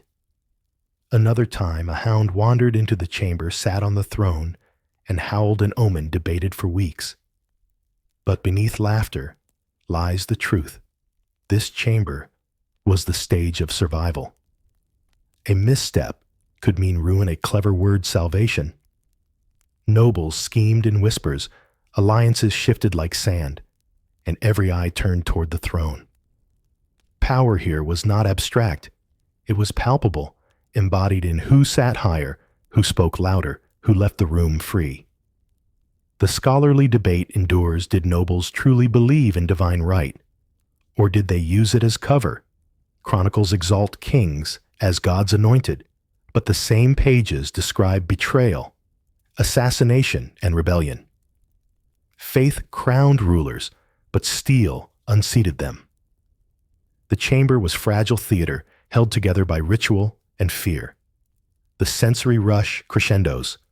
Horns announce decrees, seals stamp authority guards, slam halberds against stone. You hear cries of relief, groans of despair. You smell blood when justice ends in execution. You feel the weight of eyes as judgment falls. Every decision is spectacle, every decree carved into the memory of those present. humor even here leaves its mark. A chronicler notes a king's crown slipped mid-verdict tumbling down his nose. Another records a clerk so flustered by a queen's question that he spilled ink across the charter, leaving a permanent blot like a shadow over the law. And then silence falls. The court disperses. The throne stands empty. The chamber echoes with absence. You realize this was the heart of noble life. Not the jewels, not the feasts, not the hunts. Power lived here, spoken aloud, sealed in wax, wielded in judgment. Modern callback, remember the jesters, the feasts, the libraries, all of them circled back here. Entertainment softened reputations. Books justified authority. Feasts displayed wealth, hunts displayed dominance. But in the end, it was in this chamber that lives were raised or broken with a single word. The truth crystallizes as you step away. Noble life in the Middle Ages was a cycle of spectacle, labor, faith, and violence. Each hall, garden, library, and hunt fed into this central theater of power. Kings and queens lived not as fairy tales suggest, but as actors constantly performing, always watched, never free. The echoes of the audience chamber fade into the quiet of night. You walk back through empty corridors, past extinguished torches, and into the hush that settles over the castle after the last decree has been spoken. The noise of hunts, feasts, and councils melts into stillness, leaving only the steady rhythm of your breath and the distant rustle of wind against stone. You've traveled through the world of kings, queens, and nobles, their riches and spectacles, their follies and dangers, their jokes scribbled in margins, and their deaths sealed in ritual. You've seen how every chamber carried meaning, how every act, eating, hunting, reading, ruling, was performance stitched to survival. Power in the Middle Ages was not just inherited. It was displayed, reinforced, and remembered through every gesture. Now the torches burn low, and the castle seems less like a fortress of power and more like a cradle of stories. In the hush, you can almost hear scraps of laughter from jesters, the flutter of falcons, the whisper of parchment, pages, the hum of prayers. It all collapses into one long exhale of history, messy, human, and strangely familiar. So you let the images soften. The clash of hooves and horns becomes a distant lull. The glitter of banquets fades into candle glow, and the stern gaze of kings dissolves into shadows on the wall. You realize that beneath all the gold and cruelty, medieval nobles were just people, hungry, frightened, vain, ambitious, like so many before and after them. And as you lie back, the castle doors close slowly, the night draws in, and the stories rest with you. The past has spoken enough for one evening.